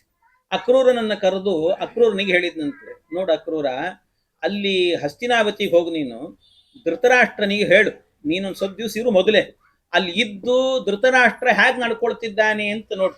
ಅವನೇನಾದ್ರೂ ಪಕ್ಷಪಾತ ಮಾಡ್ತಾ ಇದ್ದಾನ ಅಂತ ನೋಡು ಒಂದು ಸರ್ತಿ. ಅಂದ್ರೆ ಪಾಂಡವರನ್ನ ಮತ್ತು ತನ್ನ ಮಕ್ಕಳನ್ನ ಇಬ್ಬರನ್ನು ಸಮಾನವಾಗಿ ನೋಡ್ಕೊಳ್ತಿದ್ದಾನೋ ಅಥವಾ ಏನಾದ್ರೂ ಪಕ್ಷಪಾತ ಮಾಡ್ತಾ ಇದ್ದಾನೋ ಅನ್ನೋದನ್ನ ಒಂದ್ಸರ್ತಿ ನೋಡಲ್ಲಿ. ಅಕಸ್ಮಾತ್ ಏನಾದ್ರೂ ಕೂಡ ಪಕ್ಷಪಾತ ಮಾಡ್ತಾ ಇದ್ದಾನೆ ಅಂತ ಏನಾದ್ರೂ ಗೊತ್ತಾಯ್ತು ಅಂತ ಆದ್ರೆ ಒಂದು ಮಾತು ಎಚ್ಚರಿಕೆ ಕೊಡು, ಹಿಂಗ್ ಮಾಡಬಾರ್ದು, ಇದು ಸರಿಯಲ್ಲ, ತಪ್ಪು ಅಂತ ಹೇಳು. ಅದು ಆದ್ಮೇಲೂ ಕೂಡ ಅವನೇನಾದ್ರೂ ಕೂಡ ಕೇಳಲಿಲ್ಲ ಅಂತ ಆದ್ರೆ ಒಂದು ಮಾತು ಹೇಳು, ನಾನು ಹೇಳಿದ್ದೀನಿ ಅಂತಲೇ ಹೇಳು, ತವ ಪುತ್ರಾಹ ನಸಂತೇವ ಭೀಮಸೇನಾಗ್ನಿ ಭಸ್ಮಿತಾಹ ಅಂತ ಒಂದು ಮಾತು ಹೇಳಿಬಿಡು ಅಂತಂದನಂತೆ ಕೃಷ್ಣ. ಅಂದ್ರೆ ನಿನ್ನ ಮಕ್ಕಳು ಇಲ್ಲ, ಸತ್ತು ಹೋಗಿದ್ದಾರೆ. ಎಲ್ಲಿ ಅಂತಂದ್ರೆ ಭೀಮಸೇನಾಗ್ನಿ ಭಸ್ಮಿತಾಹ, ಭೀಮಸೇನ ಅನ್ನುವಂತ ಅಗ್ನಿಯಲ್ಲಿ ಉರಿದು ಎಲ್ಲ ಸುಟ್ಟು ಹೋಗಿದ್ದಾರೆ ಅಂತ ಹೇಳಿಬಿಡು. ಯಾಕೆಂದ್ರೆ ಭೀಮನ ಬಲ ಏನು ಅಂತ ಅವರಿಗೆ ಗೊತ್ತಿಲ್ಲ ಸರಿಯಾಗಿ. ಅದರಿಂದ ಅವರನ್ನು ಎದುರು ಹಾಕೊಳ್ಳೋದು ಒಳ್ಳೇದಲ್ಲ ಅಂತ ಮೊದಲೇ ಎಚ್ಚರಿಕೆಯನ್ನು ಕೊಡು ಅಂತ ಕೃಷ್ಣ ಹೇಳಿ ಕಳಿಸಿದ್ನಂತೆ. ಈ ರೀತಿ ಇದೆಲ್ಲ ಕೃಷ್ಣನ ರಾಜಕೀಯಗಳಿವೆಲ್ಲವೂ ಕೂಡ ಎಲ್ಲೆಲ್ಲಿ ಯಾವ ಯಾವ ಕಾಲದಲ್ಲಿ ಹೇಗೆ ನಡಿಬೇಕು ಅನ್ನೋದನ್ನು ತೋರಿಸ್ತಾನೆ ಪರಮಾತ್ಮ. ಕೃಷ್ಣ ಸುಯೋಧನ ಮುಖಾಕ್ರ ಮಮಾಂಬಿಕೇಯಂ ಜಾನನ್ ಸ್ವಪುತ್ರ ವಶವರ್ತಿನ ಮೇವ ಗತ್ವಾ. ಅವನನ್ನ ತನ್ನ ಪುತ್ರರ ಮೇಲೆ ವ್ಯಾಮೋಹ ಇರ್ತದೆ, ಹೋಗು ಅಂತೇಳಿ. ಆಯ್ತು ಅಂತ ಈ ಅಕ್ರೂರು ಹೋದ್ನಂತೆ. ಪುತ್ರೇಶು ಪಾಂಡುತನಯೇಶು ಚ ಸಾಮ್ಯ ವೃತ್ತಿ ಕೀರ್ತಿಂಚ ಧರ್ಮ ಮುರುಮೇಶಿ ತಥಾರ್ಥ ಕಾಮವು. ಆಗ ಇವನ್ ತಾರತಮ್ಯ ಮಾಡ್ತಾ ಇದ್ದ. ಆ ತಾರತಮ್ಯವನ್ನೆಲ್ಲ ನೋಡಿ ಒಂದು ಸರ್ತಿ ಏನ್ ಮಾಡಿದ್ನಂತೆ, ಅಕ್ರೂರ ಬಂದು ಹೇಳಿದ್ನಂತೆ, ನೋಡು, ಧರ್ಮ ಅರ್ಥ ಕಾಮ ಸಹಿತಾಂಚ ವಿಮುಕ್ತಿ ಮೇಷಿ ತತ್ಪ್ರೀತಿ ತಸ್ಸು ನಿಯತಂ ವಿಪರೀತ ವೃತ್ತಿ. ಮಹಾರಾಜ, ಕೃಷ್ಣ ಹೇಳಿ ಕಳಿಸಿದ್ದಾನೆ ಏನು ಅಂದ್ರೆ, ಪಾಂಡವರಲ್ಲಿ ಮತ್ತು ನಿನ್ನ ಮಕ್ಕಳಲ್ಲಿ ಸಮಾನತೆಯನ್ನು ಕಾಯ್ದುಕೊಂಡು ಹೋಗಬೇಕು ಅಂತ ಹೇಳಿದ್ದಾನೆ. ಅವರನ್ನು ಸಮಾನ ರೀತಿಯಿಂದಲೇನೆ ನೋಡಬೇಕು ಅಂತ ಹೇಳಿದ್ದಾನೆ. ಹೀಗೇನಾದ್ರೂ ಮಾಡಿದೆ ಅಂತ ಆದ್ರೆ ಒಂದು ತಿಳ್ಕೊ, ನಿನಗೊಳ್ಳೆ ಕೀರ್ತಿ ಬರುತ್ತದೆ. ನೀನ್ ಧೃತರಾಷ್ಟ್ರ ನಿನಗೊಳ್ಳೆ ಕೀರ್ತಿ ಬರುತ್ತದೆ. ಯಾಕೆಂದ್ರೆ ತಮ್ಮನ ಮಕ್ಕಳಾದ್ರೂ ಕೂಡ ಇಷ್ಟು ಪ್ರೀತಿಯಿಂದ ನೋಡ್ಕೊಂಡಿದ್ದಾನಲ್ಲ ಅಂತ ಒಂದು ಕೀರ್ತಿ ಬರುತ್ತದೆ. ಅಷ್ಟೇ ಅಲ್ಲ, ಇದರ ಜೊತೆಗೆ ಏನಾಗತ್ತೆ ಅಂದ್ರೆ ನಿನಗೆ ಕೀರ್ತಿಂಚ ಧರ್ಮ ಮುರುಮೇಶಿ ತಥಾರ್ಥ ಕಾಮವು. ಧರ್ಮ ಅರ್ಥ ಕಾಮ. ಯಾಕೆ ಅರ್ಥ ಅಂದ್ರೆ ಸಂಪತ್ತು, ಬೇಕಾದಷ್ಟು ಸಂಪತ್ತು. ಸುಮ್ಮನೆ ಭೀಮ ಎದುರಿಗೆ ಹೋಗಿ ನಿಂತರೆ ಸಾಕು, ಎಲ್ಲರೂ ಕಪ್ಪ ಕಾಣಿಕೆ ಕೊಟ್ಬಿಡ್ತಾರೆ. ಅವನಿಗೆ ಹೋರಾಟವೇ ಮಾಡ್ಬೇಕಾಗಿಲ್ಲ, ಸುಮ್ಮನೆ ಅವ್ನು ಗುಟ್ರ ಹಾಕಿದ್ರೆ ಸಾಕಂತ ಒಂದ್ಸರ್ತಿ. ಅವನು ಯಾವತ್ತೂ ಕೂಡ ಬೇಡೋದು ಅಂತ ಇಲ್ವೇ ಇಲ್ಲಂತೆ, ಕೊಡ್ರಪ್ಪ ಅಂತ ಕೇಳೋದಿಲ್ಲಂತ ಅವನು ಯಾವತ್ತೂ ಕೂಡ. ಹಂಗಿಲ್ಲ, ಸುಮ್ಮನೆ ಹೋಗಿ ಗುಟ್ರ ಹಾಕ್ತಿದ್ನಂತೆ. ಮುಂದೆ ಬರ್ತದೆ ಭೀಮ ಅಲ್ಲ, ಈ ಬೇಡೋದಿಲ್ಲ ಅಂತ ಹೇಳ್ತಿರಲ್ಲ, ಬೇಡ್ಲಿಕ್ಕಿಲ್ಲ ಅಂತಂದ್ರೆ ಭೀಮಸೇನ ದೇವರು ಮತ್ತೆ ಬೇಡಿದ್ದಾರೆ. ಎಲ್ಲಿ ಬ್ರಾಹ್ಮಣರ ವೇಷ ಹಾಕೊಂಡು ಓಡಾಡ್ತಾರೆ. ಬ್ರಾಹ್ಮಣರು ಭಿಕ್ಷೆ ಬೇಡಿ ತಿನ್ನೋರಲ್ವಾ, ಭಿಕ್ಷೆ ಬೇಡಿ ತಿನ್ನೋರಾದ್ರಿಂದ ಆ ಕಾಲದಲ್ಲಾದ್ರೂ ಎಲ್ಲರೂ ಕೂಡ ಮುಂದೆ ವನವಾಸದಲ್ಲಿ ಅಜ್ಞಾತವಾಸದಲ್ಲಿ ಬ್ರಾಹ್ಮಣ ವೇಷದಲ್ಲಿ ಇರ್ತಾರೆ. ಆಗ ಬೇಡಿದ್ರಲ್ವಾ ಮತ್ತೆ ಅಂತಂದ್ರೆ ಆಗ್ಲೂ ಬೇಡ್ತಿರ್ಲಿಲ್ಲ ಅಂತವ್ರು. ಭೀಮಸೇನ ದೇವರು ಆಗ್ಲೂ ಬೇಡ್ತಿರ್ಲಿಲ್ಲ. ಹೋಗಿ ಮನೆ ಮುಂದೆ ನಿಂತು ಗುಟ್ರ ಹಾಕ್ತಿದ್ರಂತವ್ರು, ನಿಮ್ಮನ್ನೆಲ್ಲ ರಕ್ಷಣೆ ಮಾಡುತ್ತಿದ್ದೀನಿ ನಾನು, ಕೊಡ್ತೀರೋ ಇಲ್ಲೋ ಅಂತ ಹೇಳ್ತಿದ್ರಂತ ಒಂದ್ಸರಿ. ಹಂಗೆ ಹೇಳ್ತಿದ್ರಂತ ಹೊರತು ಕೊಡ್ರಮ್ಮ ಅಂತ ಕೇಳ್ತಿರ್ಲಿಲ್ಲ ಅಂತ ಯಾರತ್ರ ಕೂಡ. ಕೈ ಒಡ್ಡಿ ಕೇಳೋರಲ್ಲ ಅವ್ರು, ಯಾವತ್ತೂ ಕೂಡ ಹಂಗಿಲ್ಲೇ ಇಲ್ಲ ಅವರು. ಆ ರೀತಿ ಆದ್ರಿಂದಾಗಿ ಅವರಂಥವ್ರು ಅಲ್ಲವೇ ಅಲ್ಲ, ಕೇಳುವರಲ್ಲ. ಆದ್ರಿಂದ ಅವ್ರು ಬಂದ್ರು ಅಂತ ಆದ್ರೆ ಬಹಳ ಕಷ್ಟ ಇದೆ. ಆದ್ರಿಂದ ಅವ್ನು ನಿಂತ ಅಂದ್ರೆ ನಿನಗೆ ಸಂಪತ್ತು ಬರ್ತದೆ. ಅಷ್ಟೇ ಅಲ್ಲ, ಪರಮ ಧಾರ್ಮಿಕರವರಾದ್ರಿಂದಾಗಿ ಅವರ ಜೊತೆಗಿದ್ರೆ ನೀನು ಕೂಡ ಒಳ್ಳೆ ಧರ್ಮಿಷ್ಠನಾಗ್ತೀಯ. ನೀನು ಧರ್ಮಿಷ್ಠನಾಗ್ತೀಯ. ಅಂತ ಒಂದು ವ್ಯಕ್ತಿತ್ವ ನಿಮಗೆ ಬರ್ತದೆ. ಅಷ್ಟೇ ಅಲ್ಲ, ಅದರ ಜೊತೆಗೆ ನಿನ್ನ ಮನೋಭೀಷ್ಟಗಳೇನಿದ್ದಾವ ಅದೆಲ್ಲ ಈಡೇರ್ತದೆ. ಇದಕ್ಕಿಂತಲೂ ಇನ್ನೊಂದು ಹೇಳಬೇಕು ಅಂತ ಆದ್ರೆ, ಧರ್ಮಾರ್ಥ ಕಾಮ ಸಹಿತಾಂಚ ವಿಮುಕ್ತಿ ಮೇಷಿ, ಇವೆಲ್ಲ ನಿನಗೆ ಸಿಕ್ತು ಅಂದ್ರೆ ಮೋಕ್ಷ ಸಿಗ್ತದೆ. ಯಾಕೆ ಅಂದ್ರೆ ಅವರನ್ನ ನೀನ್ ಚೆನ್ನಾಗಿ ನೋಡ್ಕೊಂಡಿ ಅಂತ ಆದ್ರೆ ಕೃಷ್ಣ ಪ್ರೀತನಾಗ್ತಾನೆ, ಕೃಷ್ಣ ಪ್ರೀತ. ಹಾಗಾಗಿ ಕೃಷ್ಣನ ಪ್ರೀತಿಗೆ ನೀವೆಲ್ಲ ಪಾತ್ರರಾಗ್ತೀರಿ. ಆದ್ರಿಂದ ನಿಮಗೆ ಯಾವ ಸಮಸ್ಯೆನೂ ಕೂಡ ಇಲ್ಲ. ತತ್ಪ್ರೀತಿತಃ ಸುನಿಯತಂ ವಿಪರೀತ ವೃತ್ತಿ ಯಾಸೇವ ರಾಜವರ ತತ್ಫಲ ವೈಪರೀತ್ಯಂ. ಇದಕ್ಕೆ ವಿರುದ್ಧವಾಗಿ ನೀನು ನಡ್ಕೊಂಡಿ ಅಂತ ಆದ್ರೆ ಅಧಪ್ಪತನಕ್ಕೆ ಹೋಗ್ತೀನಿ ನೀನು ಅಂತ. ಅಧಪ್ಪತನ ನಿನಗೆ ಆಗ್ತದೆ ನೋಡು ಅಂತ ಇಷ್ಟು ಹೇಳಿದ್ನಂತೆ. ಇಷ್ಟು ಹೇಳಿದ್ರೆ ಧೃತರಾಷ್ಟ್ರ ಏನ್ ಹೇಳಬೇಕು? ಇಷ್ಟೆಲ್ಲ ಕೇಳಿಸ್ಕೊಂಡ್ನಲ್ಲ, ಕೇಳಿಸ್ಕೊಂಡ್ಬಿಟ್ಟು ಒಂದ್ ಮಾತು ಹೇಳಿದ ನಂತರ ಧೃತರಾಷ್ಟ್ರ, ಹೌದು ನೀ ಹೇಳಿದ್ದೆಲ್ಲ ಸರಿ, ಇಲ್ಲ ಅಂತ ಹೇಳಿಲ್ಲ, ಆದ್ರೆ ನಾನ್ ತಾರತಮ್ಯ ಮಾಡಬಾರದು ಅಂದ್ರೆ ನಾನೇನ್ ಮಾಡ್ಲಿ? ಒಳಗೆ ನಿಂತು ಭಗವಂತ ಮಾಡಿಸ್ತಿದ್ದಾನೆ. ಒಳ್ಳೇದಾದ್ರೆ ತಂದು ಅಂತ ತಿಳ್ಕೊ, ಕೆಟ್ಟದು ಅಂತಾದ್ರೆ ದೇವ್ರು ಮಾಡಿಸಿದ್ದು ಅಂತಿದ್ದಂತ. ಎಂಥವ್ನು ಇರಬೇಕು. ನಾನೇನ್ ಮಾಡಿ ಅಲ್ಲ ಮತ್ತೆ ಇದನ್ನ ನನ್ನ ಹತ್ರ ಯಾಕೆ ಹೇಳ್ತಿದ್ದೀನಿ ನಾವು? ಮತ್ತೆ ಅವನೇನೋ ಕೃಷ್ಣ ಇದ್ದಾನಲ್ಲ, ಅವನು ಭೂಭಾರ ಹರಣಕ್ಕೋಸ್ಕರವೇ ಬಂದಿದ್ದಾನಂತೆ. ಮತ್ತೆ ಅವನ ಇಚ್ಛೆಗೆ ನಡೀತಾ ಇದೆ ಎಲ್ಲವೂ ಕೂಡ. ಭೂಭಾರ ಸಂಹೃತಿ ಕೃತೆ ಸ ಇಹಾವತೀರ್ಣ ಸರ್ವಂ ವಶೇ ಭಗವತೋ ನವಯಂ ಸ್ವತಂತ್ರ. ಏನ್ ನಡೀತಾ ಇದೆಯೋ ಅದು ನಂದಲ್ಲ, ನಾವು ಸ್ವತಂತ್ರರಲ್ಲ, ಅಸ್ವತಂತ್ರರು. ಏನ್ ನಡೀತಾ ಇದೆಯೋ ದೇವ್ರು ನಡೆಸ್ತಿದ್ದಾನೆ, ಕೃಷ್ಣನ ಇಚ್ಛೆಗೆ ಬಂದಂತೆ ನಡೀತಾ ಇದೆ ಅಷ್ಟೇ, ನಂದೇನಿಲ್ಲ ಇದರಲ್ಲಿ ಅಂತ. ಇಂಥ ಮಾತು ಹೇಳಿದ. ಇದನ್ನ ನೋಡಿ ಹೇಳಿದಂತೆ ಆಗ, ಇಲ್ಲ ಇನ್ನು ನೀನು ಬದುಕ್ಲಿಕ್ಕೆ ಸಾಧ್ಯ ಇಲ್ಲ. ಯಾಕೆ ಅಂತಂದ್ರೆ ಎಲ್ಲ ಮುಗೀತು ಅಂತ ತಿಳ್ಕೊಂಬಿಡಿ ಇನ್ನ ಅಂತಂದ್ರು. ಭೀಮಸೇನಾಗ್ನಿ ಭಸ್ಮಿತಾಹ. ಯಾಕೆ ಇದೆಲ್ಲ ಶಾಶ್ವತ ಅಲ್ವೋ? ಆದ್ರೂ ನೀನು ಈ ಮಾತು ಹೇಳ್ತಿದ್ದಿ ಅಂತಂದ್ರೆ, ಇಷ್ಟು ಮೋಹ ಇಟ್ಟುಕೊಂಡಿದ್ದಿ ಅಂದ್ರೆ ನೀನು ಹೋಗುವಾಗ್ಲೂ ನಿನ್ ಜೊತೆಗೆ ಬರೋದಿಲ್ಲ ಅಂತ ಹೇಳ್ತಾರೆ. ಬಹಳ ಮಹಾಭಾರತದಲ್ಲಿ ರೋಚಕವಾದಂತ ಮಾತುಗಳನ್ನು ಹೇಳ್ತಾರೆ. ಗೃಹಾದರ್ಥಾನಿ ವರ್ತಂತೆ ಸ್ಮಶಾನಾತ್ ಸರ್ವ ಬಾಂಧವಾಹ ಶರೀರಂ ಅಗ್ನಿನಾ ದಗ್ಧಂ ಧರ್ಮಸ್ಥಂ ಅನುವರ್ತತೆ. ಎಂಥ ಮಾತು ಹೇಳಿದ್ದಾನೆ. ಒಂದು ತಿಳ್ಕೊಂಡ್ಬಿಡು, ಮನುಷ್ಯನಾಗಬೇಕಾದ್ರೆ ಹೋಗಬೇಕಾದ್ರೆ ಏನೂ ಜೊತೆಗೆ ಬರೋದಿಲ್ಲಂತೆ. ಏನು ಒದ್ದಾಡಿ ಒದ್ದಾಡಿ ಒದ್ದಾಡಿ ಒದ್ದಾಡಿ ಇಡೀ ಜೀವನ ಪರ್ಯಂತರವಾಗಿ ದೊಡ್ಡ ದೊಡ್ಡ ಸಂಪಾದನೆಯನ್ನು ಮಾಡಿಡ್ತೇವಂತೆ. ಎಷ್ಟು ಸಂಪಾದನೆ ಮಾಡಿಟ್ರು ಕೂಡ ನಿತ್ಯ ಕಟ್ಟುಗಳನ್ನು ಎಣಿಸಿ ಎಣಿಸಿ ಎಣಿಸಿ ಎಣಿಸಿ ಗಾಡ್ರೇಜಲ್ಲಿ ಇಡ್ತಿರ್ತೇವೆ. ಅಷ್ಟಿಡ್ತಿರ್ತೀವಲ್ಲ, ಬರ್ತದ ನಿಮ್ ಜೊತೆಗೆ ಅಂದ್ರೆ? ಗೃಹಾದರ್ಥಾನ ನಿವರ್ತಂತೆ. ಗೃಹಾದರ್ಥ ಮನೆಯಲ್ಲಿಟ್ಟ ಹಣ ಹಾಗೇ ಇರ್ತದೆ ಹೊರತು ಯಾವುದು ನಮ್ ಜೊತೆಗೆ ಬರೋದಿಲ್ಲ. ಅಲ್ಲೇ ಇರ್ತದೆ, ಅದು ಜಡ, ಅದು ಏನ್ ಮಾಡುತ್ತದೆ ಪಾಪ. ಬರ್ತದೆ ನನ್ನ ಹತ್ರ? ಬರೋದಿಲ್ಲ. ಅದು ಅಲ್ಲೇ ಇರ್ತದೆ. ಇಲ್ಲೋ ಹೋಗ್ತಿದ್ದೀನಿ ನನ್ನ ಜೊತೆಗೆ ಬಂದ್ಬಿಡು ಅಂದ್ರೆ ಬರ್ತದ? ಅದು ಬರೋದಿಲ್ಲ. ಅದು ಬರೋದಿಲ್ಲಂತೆ. ಗೃಹಾದರ್ಥ ನಿವರ್ತಂತೆ.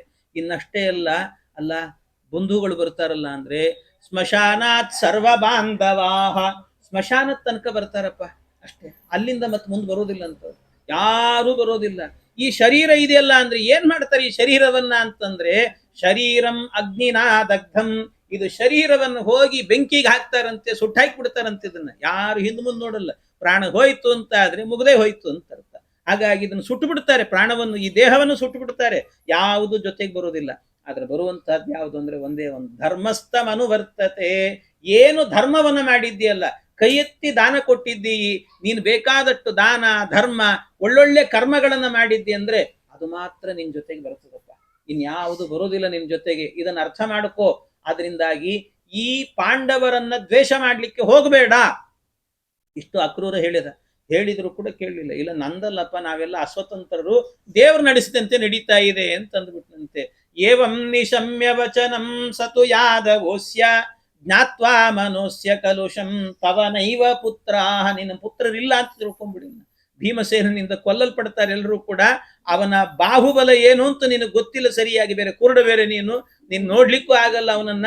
ಅಂತ ಮಹಾತ್ಮ ಇದ್ದಾನವನು ಅಂತ. ಇತ್ಯೂಚಿವಾನ್ ಸಹ ಮರುತ್ತನಯಾರ್ಜುನಾಭ್ಯಾಂ ಪಾಯಾತ್ ಪುರೀಂ ಸಹ ದೇವಯುತ ಸ್ವಕೀಯಂ. ಎಲ್ಲರೂ ಸೇರ್ಕೊಂಡು ನಿನ್ನ ಪಟ್ಟಣವನ್ನ ಎಲ್ಲವನ್ನ ಹೊಡೆದು ಹಾಕಿ ಇದನ್ನ ಆಳ್ತಾರವರೆಲ್ಲರೂ ಕೂಡ. ಅಂತ ದಿನ ಬರ್ತದೆ, ನೆನಪಿಟ್ಟುಕೋ ಅಂತ ಹೇಳಿದಂತೆ. ಇಷ್ಟು ಹೇಳಿ ಅಕ್ರೂರ ಅಲ್ಲಿಂದ ಹೊರಟುಬಿಟ್ನಂತೆ. ಅಕ್ರೂರ ಹೊರಟ, ಕೃಷ್ಣನಿಗೆ ಹೋಗಿ ವಿಷಯ ಮುಟ್ಟಿಸ್ಬೇಕು ಅಂತ ಅಲ್ಲಿಂದ ಹೊರಟ. ಅವನು ಹೊರಡಬೇಕಾದ್ರೆ ಸರಿಯಾಗಿ ಆ ಅಕ್ರೂರನ ಜೊತೆಯಲ್ಲೇನೆ ಕೃಷ್ಣನ್ ನೋಡ್ಲಿಕ್ಕೆ ಹೋಗ್ತಿದ್ದೇವೆ ಅಂದ ಕೂಡಲೇ ಭೀಮಾರ್ಜುನರಿಬ್ಬರು ಕೂಡ ನಾವು ಬರ್ತೀವಿ ಅಂತ ಹೋದ್ರಂತ. ಅವರು ಕೂಡ ನಾವು ಬರ್ತೇವೆ ಅಂತ ಹೇಳಿ, ಜ್ಞಾನಂತು ಭಾಗವತ ಮುತ್ತಮ ಮಾತ್ಮ ಯೋಗ್ಯಂ ಭೀಮಾರ್ಜುನೌ ಭಗವತ ಸಮವಾಪ್ಯ ಕೃಷ್ಣಾತ್. ಆ ಕೃಷ್ಣನ ಬಳಿಗೆ ಹೋದ್ರಂತೆ. ಆ ಕೃಷ್ಣನ ಬಳಿಗೆ ಹೋದಾಗ ಪರಮಾತ್ಮ ಕೃಷ್ಣನಲ್ಲಿ ಅನೇಕ ವರ್ಷಗಳ ಕಾಲ ಅಧ್ಯಯನ ಮಾಡಿದ್ರಂತೆ. ಭೀಮ ಮತ್ತು ಅರ್ಜುನ ಇಬ್ಬರು ಕೂಡ ಕೃಷ್ಣನೇ ಪಾಠ ಮಾಡಿದ್ನಂತೆ. ಬರೀ ಕೃಷ್ಣ ಮಾಡಿದ ಭಗವದ್ಗೀತೆ ಒಂದೇ ಪಾಠ ಅಲ್ಲ, ಬೇರೆ ಬೇರೆ ಸಂದರ್ಭದಲ್ಲಿ ಭೀಮನಿಗೂ ಪಾಠ ಮಾಡಿದ್ದಾನಂತೆ ಕೃಷ್ಣ. ಆ ಭೀಮನಿಗೂ ಕೂಡ ಪಾಠವನ್ನ ಮಾಡಿದ. ತತ್ರೋಷತುರ್ ಭಗವತ ಸಹ ಯುಕ್ತ ಚೇಷ್ಟವು, ಅನೇಕ ಭಗವಂತನ ತತ್ವಜ್ಞಾನಗಳನ್ನೆಲ್ಲವನ್ನು ಕೂಡ ಉಪದೇಶ ಮಾಡಿದಂತೆ.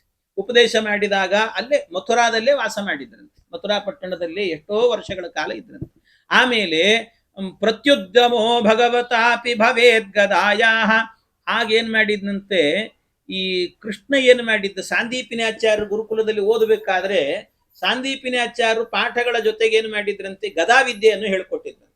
ಆ ಗದಾವಿದ್ಯೆಯನ್ನು ಹೇಳಿಕೊಟ್ಟಾಗ ಮಧ್ಯ ಮಧ್ಯದಲ್ಲಿ ಕೃಷ್ಣ ಏನು ಮಾಡಿದ್ದಂತೆ, ಅವರು ಸ್ವಲ್ಪ ಸ್ವಲ್ಪ ಹೇಳಿಕೊಟ್ಟಿದ್ರೆ ಈ ಬಲರಾಮನಿಗೆ ಹೆಚ್ಚಿನ ವಿದ್ಯೆಯನ್ನು ಕೃಷ್ಣನೇ ಹೇಳಿಕೊಟ್ಟಿದ್ದಂತ ಬಲರಾಮನಿಗೆ. ಅದಕ್ಕೆ ಬಲರಾಮನಿಗೆ ಹೇಳಿದ್ನಂತೆ, ನೋಡು ಭೀಮ ಬಂದಿದ್ದಾನೆ, ಭೀಮನಿಗೆ ನೀನೊಂದು ಸ್ವಲ್ಪ ಗದಾವಿದ್ಯೆಯನ್ನ ಉಪದೇಶ ಮಾಡು ಅಂತ ಹೇಳಿದ್ರಂತೆ.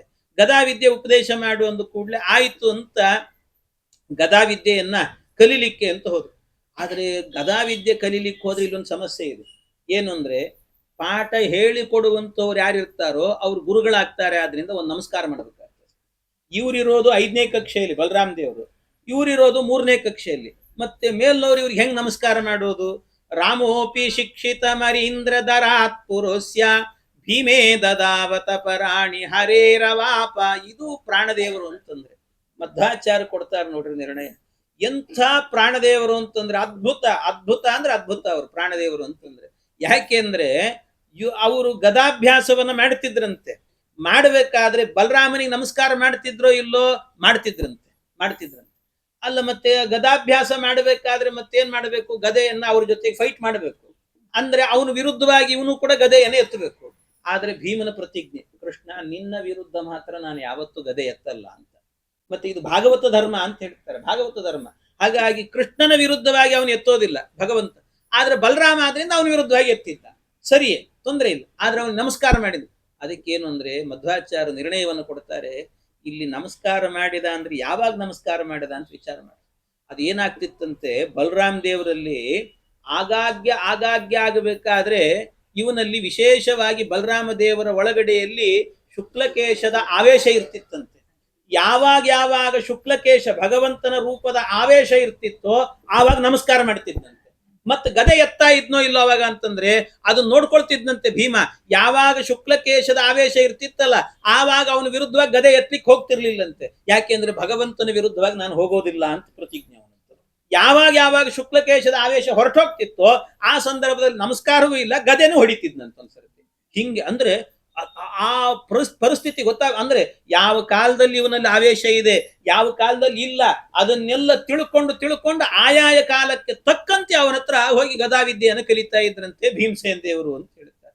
ಇಂಥ ಭೀಮಸೇನ್ ದೇವರು, ಇದಕ್ಕೆ ಹೇಳೋದು ಪ್ರಾಣದೇವರಿಗೆ ಸರಿಸಾಟಿ ಇಲ್ಲ ಅಂತ ಅವ್ರು ಅರ್ಥ ಮಾಡಿಕೊಳ್ತಾ ಇದ್ರು. ಹೀಗೆ ಆ ಭೀಮಸೇನ ದೇವರಿದ್ರಂತೆ. ಇದೇ ಸಂದರ್ಭದಲ್ಲಿ ಈ ಇವನೇನಿದ್ದಾನೆ ಉದ್ಧವ ಇದ್ನಲ್ಲ, ಆ ಉದ್ಧವನಿಗೆ ಕೃಷ್ಣ ಪರಮಾತ್ಮ ಹೇಳಿ ಕಳಿಸ್ತಾನಂತೆ, ನೋಡು ನಾನು ವೃಂದಾವನದಿಂದ ಬಂದುಬಿಟ್ಟಿದ್ದೀನಿ, ಈಗ ಮಥುರಾ ಪಟ್ಟಣಕ್ಕೆ ಕಂಸನ್ ಕೊಲ್ಲಬೇಕು ಅಂತ ಬಂದೆ, ಬಹಳ ದಿವಸ ಆಗಿದೆ, ಇನ್ನೂ ನಾನು ಹೋಗಿಲ್ಲ, ಅಲ್ಲೆಲ್ಲ ನನ್ನನ್ನು ಕಾಯ್ತಿರ್ತಾರೆ, ಅದಕ್ಕೋಸ್ಕರವಾಗಿ ಅಲ್ಲಿ ಹೋಗಿ ಒಂದ್ಸರ್ತಿ ಅವರಿಗೆಲ್ಲ ನಾನು ಬರ್ತೀನಿ ಅಂತ ಅವ್ರಿಗೆ ಒಪ್ಪಿಸು, ಒಂದ್ಸರ್ತಿ ಹೇಳಿ ಬಾ ನೀನು ಅಂತ ಕೃಷ್ಣೋತ ಚೌಪಗವ ವಿಮುಕ್ತಮನೀತಿ ಯುಕ್ತಂ ಸಂಪ್ರೇಷಯನ್ನಿದಮುವಾಚ ಗೋಕುಲಾಯ ದುಃಖಂ ವಿನಾಶಯವಚೋಬಿರರೇ ಮದೀಯೈಃ ನಂದಾದೀನಾಂ ವಿರಹಜಂ ಮಮ ಚಾಶುಯಾಹಿ. ಅವ್ರು ಹೇಳ್ತಾನೆ, ನನ್ನ ವಿರಹ ತಡಿಲಿಕ್ಕೆ ಆಗಿರೋದಿಲ್ಲ ಅವರಿಗೆ, ಅದಕ್ಕೆ ಹೋಗು ನೀನು, ಹೋಗಿ ಅವರಿಗೆಲ್ಲ ಶಾಂತ ರೀತಿಯಿಂದ ನಾನು ಬರ್ತೇನೆ ಅನ್ನುವ ಮಾತನ್ನು ಹೇಳು, ಅದೇ ಅವರಿಗೆ ದುಃಖ ಪರಿಹಾರ ಆಗಿಬಿಡುತ್ತದೆ, ಅಷ್ಟು ಮಾಡಿ ನೀನು ಅಂತ ಹೇಳಿ ಕಳಿಸಿದ್ನಂತೆ. ಆಯ್ತು ಅಂತ ಇವನು ಹೋಗ್ತಾನೆ. ಅಲ್ಲಿ ಹೋಗಿ ಅವ್ರಿಗೆಲ್ರಿಗೂ ಕೂಡ ಭೇಟಿ ಮಾಡ್ತಾನೆ. ಮಾಡುವಾಗ ಏನಂತೀರಿ, ಆ ಕಥೆನೇ ಒಂದು ವಿಸ್ತಾರವಾಗಿರುವಂತ ಕಥೆ, ಅದು ಬಹಳ ಸುಂದರವಾಗಿತ್ತು. ಅವನು ಹೋಗ್ತಾ ಇರಬೇಕಾದ್ರೇನೆ ಹಸುಗಳೆಲ್ಲವೂ ಕೂಡ ಊರಿನ ತುದಿಯಲ್ಲಿ ನಿಂತುಕೊಂಡು ತಲೆ ಎತ್ತಿ ನೋಡ್ತಿದ್ವಂತೆ, ಕೃಷ್ಣ ಯಾವತ್ತು ಬರ್ತಾನೆ ಅಂತ. ಕೃಷ್ಣ ಹೋಗಿದ್ದಾನೆ, ವೃಂದಾವನದ ಹಸುಗಳವೆಲ್ಲವೂ ಕೂಡ ಯಾವಾಗ ಬರ್ತಾನೆ ಕೃಷ್ಣ ನೋಡ್ಲಿಕ್ಕೆ. ಈ ಉದ್ಧವನು ಸ್ವಲ್ಪ ಕೃಷ್ಣನ ಹಾಗೆ ಕಾಣ್ತಿದ್ದಂತೆ, ಅದಕ್ಕೆ ಕೃಷ್ಣನ ಹಾಗೆ ಇದ್ದದ್ರಿಂದ ಬಂದದ್ ನೋಡ್ಬೇಕಾದ್ರೆ ಕೃಷ್ಣನೇ ಬಂದ ಅಂತ ತಿಳ್ಕೊಂಡ್ವಂತೆ. ಹತ್ರಕ್ಕೆ ಬರ್ತಾ ಇದ್ದಂತೆ ನೋಡಿದ್ರೆ ಅಯ್ಯೋ ಇವನು ಕೃಷ್ಣ ಅಲ್ಲ ಅಂತ ಗೊತ್ತಾಗಿ ಮುಖ ಕೆಳಗೆ ಹಾಕೊಂಡು ಪೆಚ್ಚಾಗಿ ಹೋದುವಂತೆ ಎಲ್ಲ ಹಸುಗಳು. ಅದನ್ನ ನೋಡಿ ಅನಿಸ್ತಂತೆ ಉದ್ಧವನಿಗೆ, ಎಲ್ಲಾ ಕೃಷ್ಣ, ಮೂಕ ಪ್ರಾಣಿಗಳು ಕೂಡ ನಿನ್ನನ್ನು ಇಷ್ಟು ಪ್ರೀತಿಸುವಂತೆ ಮಾಡಿದ್ದಿ ಅಂತಂದ್ರೆ ಎಂಥ ವ್ಯಕ್ತಿತ್ವವ ನಿಂದು ಕೃಷ್ಣ ಅಂತ ಕೃಷ್ಣನ ಸ್ಮರಣೆ ಮಾಡ್ಕೊಳ್ತಾ ಹೋಗ್ತಾನೆ. ಊರೊಳಗ್ ಪ್ರವೇಶ ಮಾಡಿದ್ರೆ ಇಡೀ ಊರಿನಲ್ಲಿ ಮನೆಗಳಲ್ಲಿ ಎಲ್ಲಾ ಕಡೆಯಲ್ಲೂ ಕೂಡ ಕೃಷ್ಣನ ಭಜನೆ ನಡೀತಾ ಇದೆ ಅಂತ. ಯಾವ ಮನೆಗೆ ಹೋದ್ರೂ ಕೂಡ ಕೃಷ್ಣನ ಭಜನೆ, ಕೃಷ್ಣ ಕೃಷ್ಣ ಕೃಷ್ಣ ಕೃಷ್ಣ, ಎಲ್ಲರೂ ಕೃಷ್ಣನ ಹೆಸರು ಹೇಳ್ಕೊಂಡೇ ಬದುಕ್ತಿದ್ದಾರೆ. ಇಂತಹ ಸ್ಥಿತಿ ವಾದರಾಜರಂತೂ ಬಹಳ ಸುಂದರವಾಗಿ ವರ್ಣನೆ ಮಾಡುತ್ತಾರೆ. ಹೋಗಬೇಕಾದ್ರೆ ಏನಾಗಿತ್ತಂತೆ, ಒಬ್ಬಳು ಮನೆಗೆ ಹೋದಂತೆ. ಆ ಮನೆಗೆ ಹೋದಾಗ ಯಾರೋ ಒಬ್ಬ ಗೋಪಿ ಸಮಾಧಾನ ಹೇಳಬೇಕು, ಕೃಷ್ಣ ಬರ್ತಾನೆ ಅಂತ ಹೇಳಬೇಕು ಅಂತ ಹೋದ್ರೆ ಆ ಮನೆಗೆ ಏನಾಗಿತ್ತಂತೆ, ಅಲಂಕಾರ ಮಾಡಿಟ್ಟಿದ್ರಂತೆ. ಏನು ಮನೆ ಮುಂದೆ ಎಲ್ಲ ಚೆನ್ನಾಗಿ ತೆಂಗಿನ ಮರ, ತೆಂಗಿನ ಗರಿಗಳನ್ನು ಹಾಕಿ, ಬಾಳೆ ಗೊನೆಯನ್ನು ಹಾಕಿ, ಮಾವಿನ ತೋರಣ ಕಟ್ಟಿ ಎಲ್ಲ ಅಲಂಕಾರ ಮಾಡಿಟ್ಟಿದ್ರಂತೆ.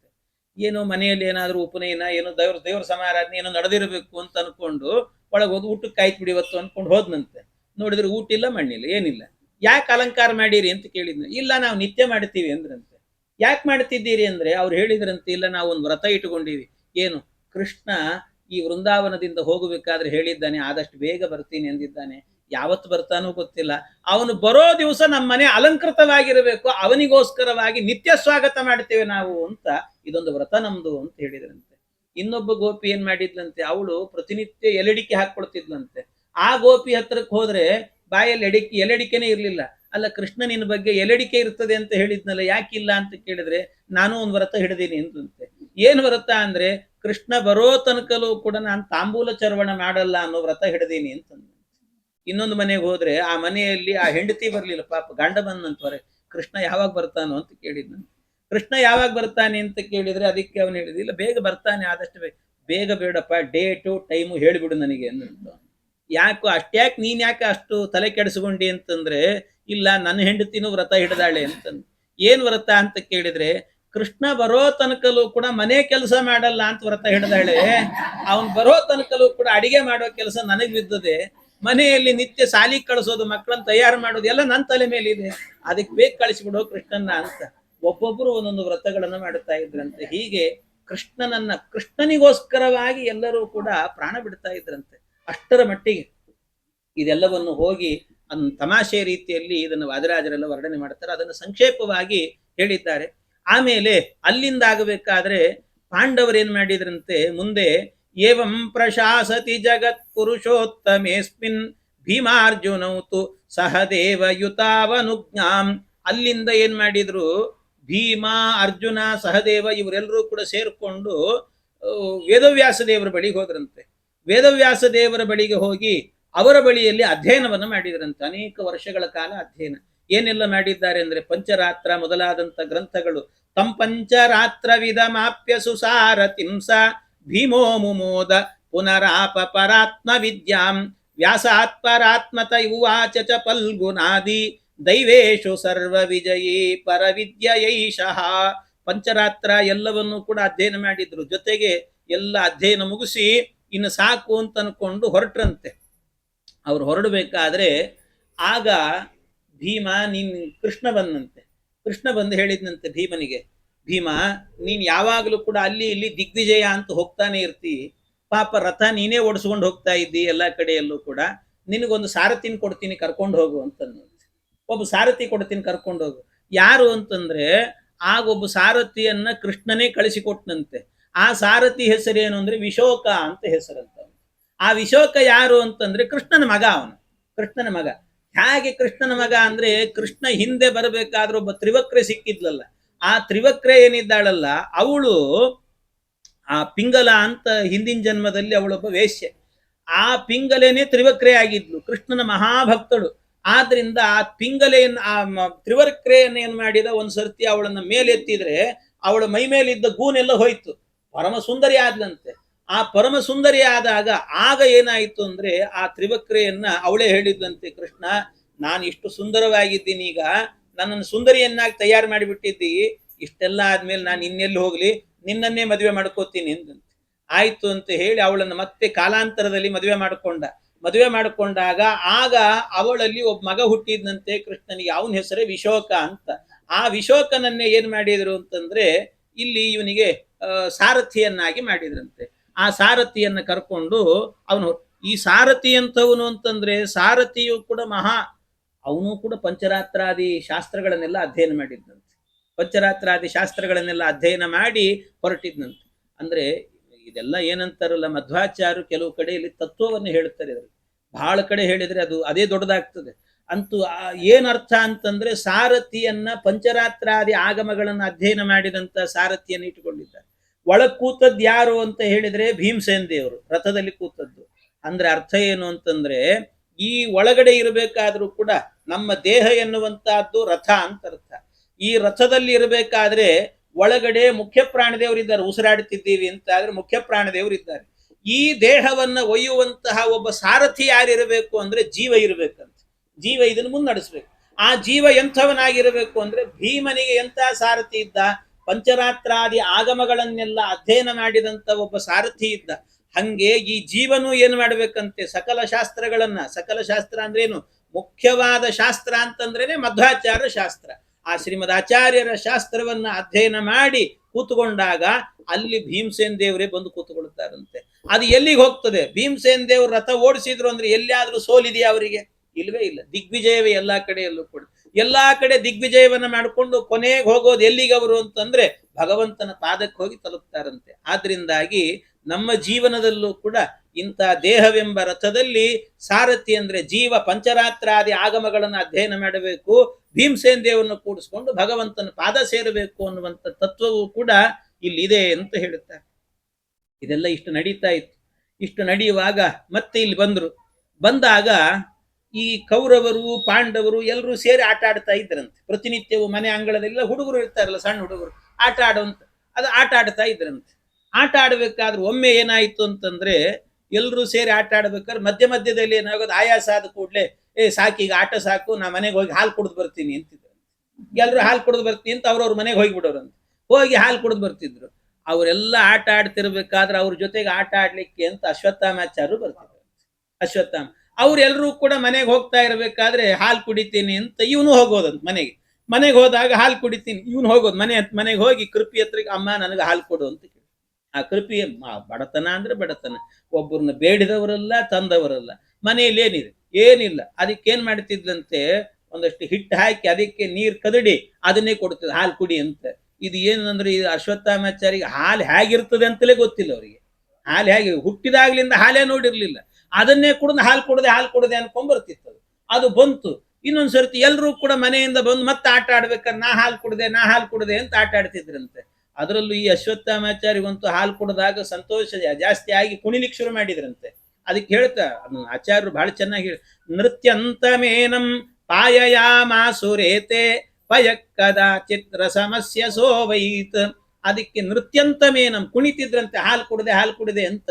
ಕುಣಿಬೇಕಾದ್ರೆ ಒಂದ್ಸರ್ತಿ ದುರ್ಯೋಧನ ನೋಡಿದ್ನಂತೆ ಅಶ್ವತ್ಥಾಮಾಚಾರ್ಯ. ಅಯೋಗ್ಯ ನೋಡಿದ್ದು ಕಣ್ಣು ಹಾಕಿದ ನೋಡ್ರಿ.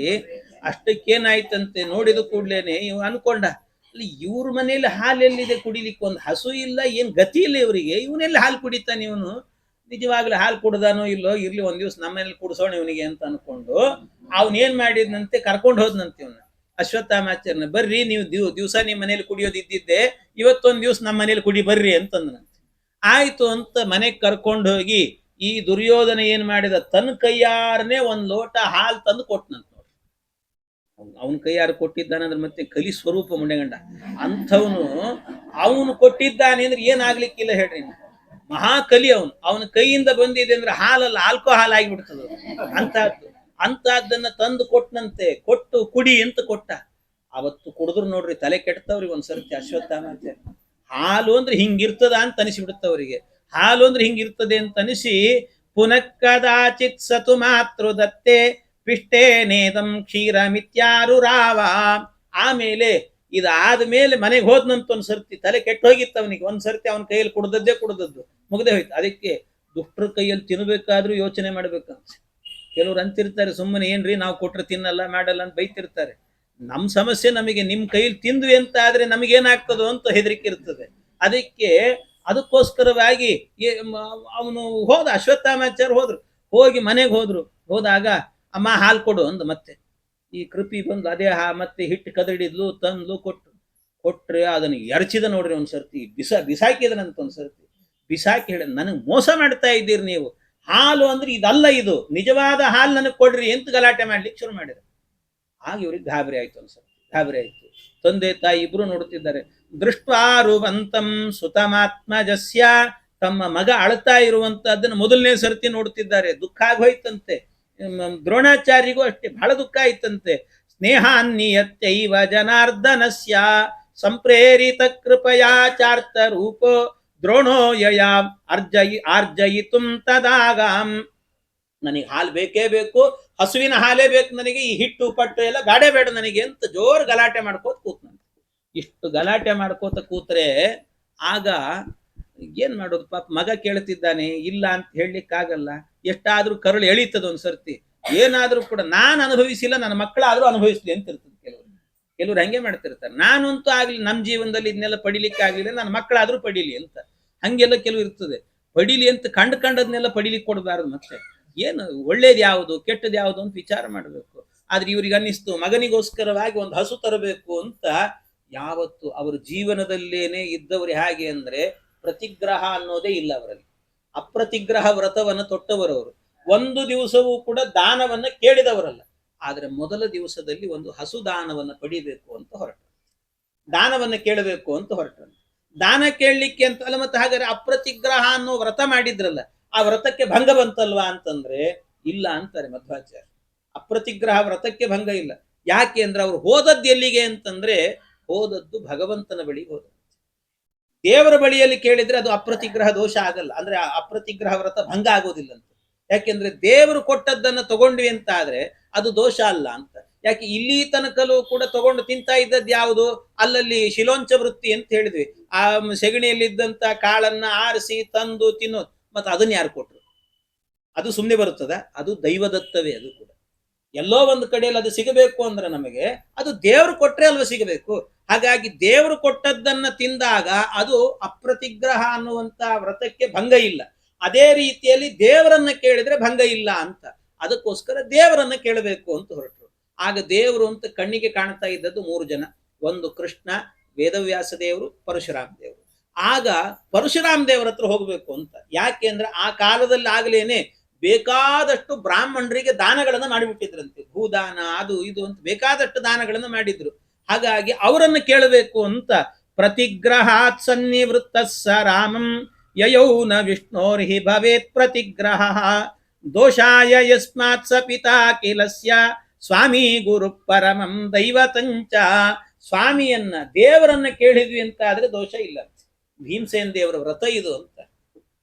ಭೀಮನು ಹಾಗೆ ಯಾವತ್ತೂ ಕೂಡ ಯಾರನ್ನು ಏನನ್ನು ಕೇಳದವನಲ್ಲ ಅಂತ. ಯಾಕೆಂದ್ರೆ ಬೇರೆಯವ್ರನ್ನ ಕೇಳಿದ್ರೆ ಹೇಗಿರ್ತದೆ ಅಂದ್ರೆ ಜೀವನದಲ್ಲಿ ಯಾಕಾದ್ರೂ ಕೇಳಿದ್ವಿಯಪ್ಪ ಇವ್ರನ್ನ ಅನಿಸ್ಬಿಡ್ತದೆ. ಏನೋ ಸಹಾಯ ಮಾಡಿಬಿಡ್ತಾರೆ ಒಂದ್ಸರ್ತಿ, ಏನೋ ನಮ್ ಕಷ್ಟದ ಕಾಲದಲ್ಲಿ ಸಹಾಯ ಮಾಡಿಬಿಡ್ತಾರೆ.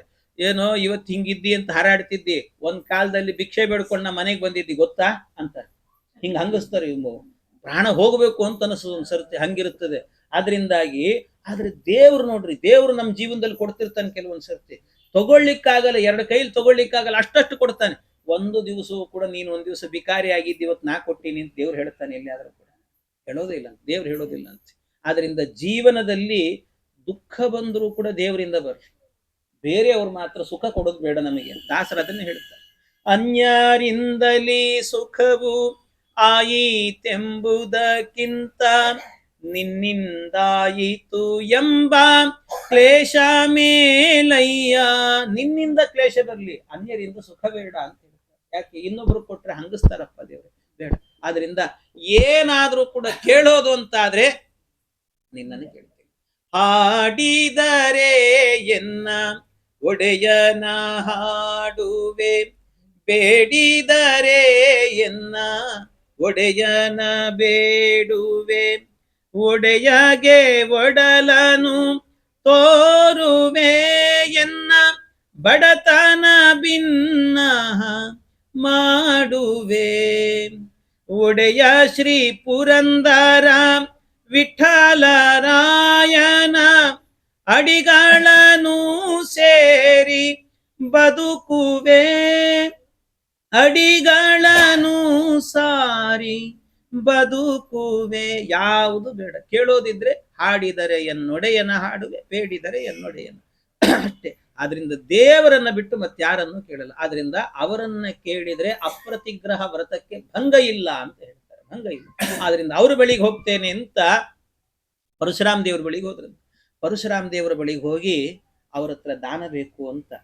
ಪರಶುರಾಮ ದೇವರಿಗೆ ಅಲ್ಲೆಲ್ಲೋ ದೂರದಲ್ಲಿ ದ್ರೋಣಾಚಾರ್ಯ ಬರ್ತಿದ್ದಾರೆ ಅನ್ನುವಾಗಲೇ ಗೊತ್ತಾಗಿತ್ತು. ಇವ್ರು ಬರ್ತಾ ಇರೋದೇ ದಾನಕ್ಕೆ ಅಂತ ಗೊತ್ತಾಯ್ತು. ಸರ್ವೋತ್ತಮರ ಅವ್ರಿಗೆ ಗೊತ್ತಾಯ್ತು, ಪ್ರಿಪೇರ್ ಆಗೇ ನಿಂತಿದ್ರು ಅವರು ಪರಶುರಾಮ ದೇವರು. ಇವ್ರು ಬಂದು ಕೂಡ್ಲೇನೆ ಕೇಳಿದ್ರಂತೆ, ದೃಷ್ಟ್ವಾ ಚೈನಂ ಜಾಮದಗ್ನೋಪ್ಯ ಚಿಂತಯತ್ ದ್ರೋಣಂ ಕರ್ತುಂ ಕ್ಷಿತಿ ಪಾರಾಪನೋದೆ.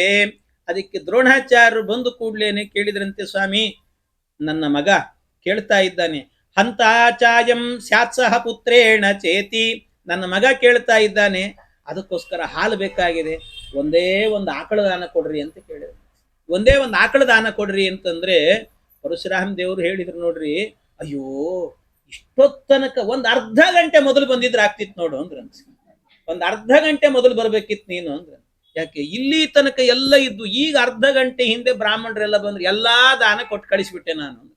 ಎಲ್ಲ ದಾನ ಕೊಟ್ಬಿಟ್ಟೆ, ಇನ್ನೇನು ಇಲ್ಲ ನನಗೇನು, ಏನೇನು ದಾನಗಳಿಲ್ಲ ನನ್ನ ಹತ್ರ ಅಂತ. ಏನು ದಾನ ಇರೋದಂದ್ರೆ ಮೂರು ಉಳಿದಿದೆ ನೋಡ್ಬೇಕಾದ್ರೆ, ಕೊಡು ಅಂದ್ರೆ ಕೊಡ್ತೀನಿ ಅಂತಂದ್ರೆ. 3 ದಾನ ಇದ್ದಾವೆ ನನ್ನ ಹತ್ರ, ಬೇಕಾದ್ರೆ ಕೊಡು ಅಂದ್ರೆ ಕೊಟ್ಬಿಡ್ತೀನಿ ನಾನು ಅಂತಂದ್ರು. ಏನು? ಆತ್ಮ ವಿದ್ಯಾ ಶಸ್ತ್ರಮೇತಾವದಸ್ತಿ ತೇಷಾಂ ಮಧ್ಯೆ ರುಚಿತಂ ತ್ವಂ ಗೃಹಾಣ. ನನ್ನ ಹತ್ರ ಇರುವಂತಹದ್ದು 3 ಯಾವುದು? ಆತ್ಮ, ನಾನಿದ್ದೇನೆ. ಇನ್ನೊಂದು ವಿದ್ಯಾ, ನನ್ನ ಒಳಗೊಂದು ವಿದ್ಯೆ ಇದೆ, ತತ್ವಜ್ಞಾನ ಎಲ್ಲ ಇದೆ. ಇನ್ನೊಂದು ಶಸ್ತ್ರಂ, ನನ್ನ ಹತ್ರ ಒಂದು ಕೊಡ್ಲಿ ಇದೆ, ಈ ಕೊಡ್ಲಿ ಪರಶು ಅಂತ ಹೇಳ್ತಾರೆ, ಆ ಕೊಡ್ಲಿ ಇದೆ. ಈ 3 ಇದ್ದಾವೆ, ನಿನಗೇನ್ ಬೇಕೋ ತಗೊಂಡು ಹೋಗು, ಏನ್ ಬೇಕೋ ತಗೊಂಡು ಹೋಗು. ಅದಕ್ಕೆ ಅವ್ರು ಹೇಳ್ತಾರೆ, ಸರ್ವೇಶಿತ ಸರ್ವಪರ ಸ್ವತಂತ್ರ ತ್ವಮೇವ ಕೋನ್ಯ ಸದೃಶಸ್ತವೇಶ. ದೇವರೇ, ನಿನ್ನನ್ನು ದಾನ ತಗೊಳ್ಳೋ ಯೋಗ್ಯತೆ ನನಗೆಲ್ಲಿದೆಯೋ? ನಿನ್ನನ್ನು ದಾನ ತಗೊಂಡಿದ್ರೆ ನಿನ್ನನ್ನು ನನ್ನ ಸೇವಕ ಮಾಡ್ಕೊಳ್ಲಿಕ್ಕೆ ಆಗ್ತದೇನೋ ನಾನು? ಆಗಲ್ಲಪ್ಪ ದೇವರೇ, ನಿನ್ನನ್ನು ದಾನ ತಗೊಳ್ಳೋ ಯೋಗ್ಯತೆ ನಮಗಿಲ್ಲ. ಏನಿದ್ರು ನಿನಗೆ ನಮ್ಮನ್ನು ಸಮರ್ಪಣೆ ಮಾಡ್ಕೊಳ್ತೀವಿ ಅಷ್ಟೇ. ಆದ್ರಿಂದ ಆತ್ಮ ನಿನ್ನನ್ನು ತಗೊಳ್ಲಿಕ್ಕಾಗಲ್ಲ. ಇನ್ನೇನು? ಕೊಡ್ಲಿ ಅಂತ ಹೇಳಿದೆ, ಪರಶು ಅಂತ ಹೇಳಿದೆ, ಅದು ನೀನು ಹಿಡಿದಿರುವಂತ ಒಂದು ಅಸ್ತ್ರ, ನೀನು ಹಿಡಿದಿರುವಂತ ಆಯುಧ. ನಿನ್ನ ಆಯುಧವನ್ನ ಹೊರುವ ಯೋಗ್ಯತೆ ನನಗೇನಿದೆಯೋ ಸ್ವಾಮಿ? ಇಲ್ಲ, ಸಾಧ್ಯ ಇಲ್ಲ, ಅದು ಬೇಡ ನನಗೆ ಅಂತ ಹೇಳಿದೆ. ಅದು ಬೇಡ ನನಗೆ, ಅದು ಬೇಡ. ಮತ್ತೆ ಹಾಗಾದ್ರೆ ಇನ್ನೇನ್ ಬೇಕು? ಇನ್ನೊಂದು ಹೇಳಿದ್ದೆಲ್ಲ, ವಿದ್ಯಾ ಇದೆ ಅಂತ ಹೇಳಿದ್ದೆಲ್ಲ, ಅದು ಕೊಡು ಸಾಕು, ಅದನ್ನು ಕೊಡು ನನಗೆ ಅಂತ. ಆಯ್ತು ಅಂತ ದ್ರೋಣಾಚಾರ್ಯರು ಬಂದದ್ದು ಮಗನಿಗೊಂದು ಆಕಳು ತಗೊಂಡು ಹೋಗಬೇಕು ಅಂತ ಬಂದು ನನಗೆ ವಿದ್ಯೋಪದೇಶವನ್ನ ಮಾಡುವಂತ ಕೂತ್ರಂತೆ.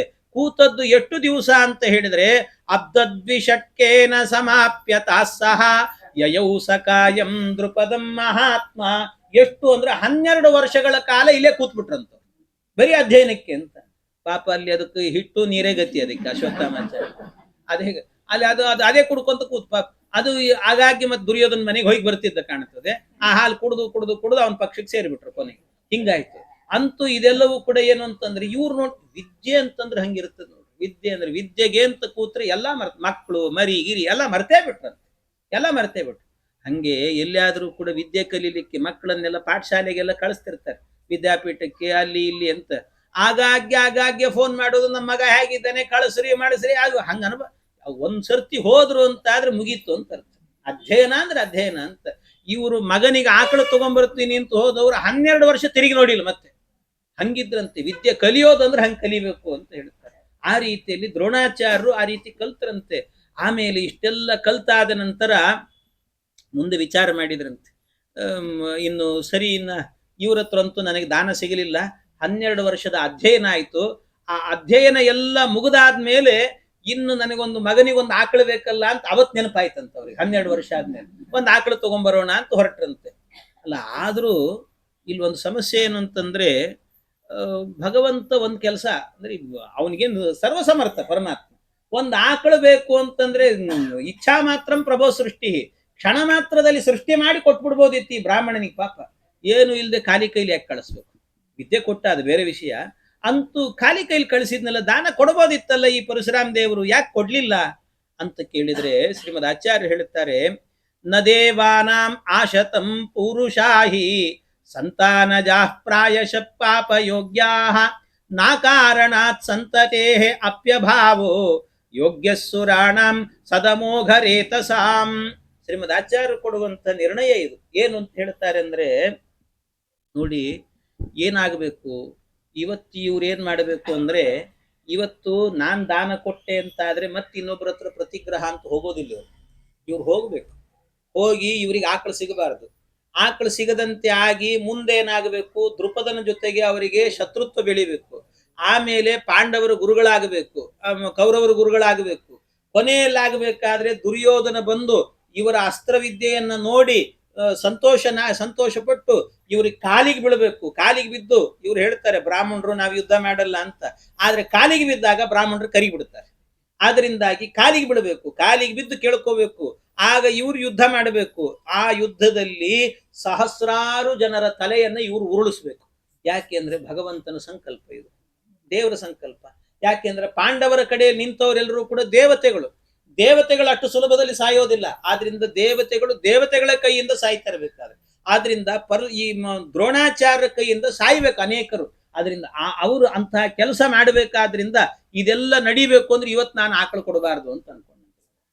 ಇವತ್ತು ಆಕಳು ಕೊಡಬಾರ್ದು, ಈ ಆಕಳು ಕೊಟ್ಟೆ ಅಂತ ಆದ್ರೆ ಮುಗಿದು ಹೋಗಿಬಿಡ್ತದೆ ಕತೆ, ಆದ್ರಿಂದ ಕೊಡಬಾರ್ದು, ಇದೆಲ್ಲ ನಡಿಬೇಕು ಮುಂದೆ.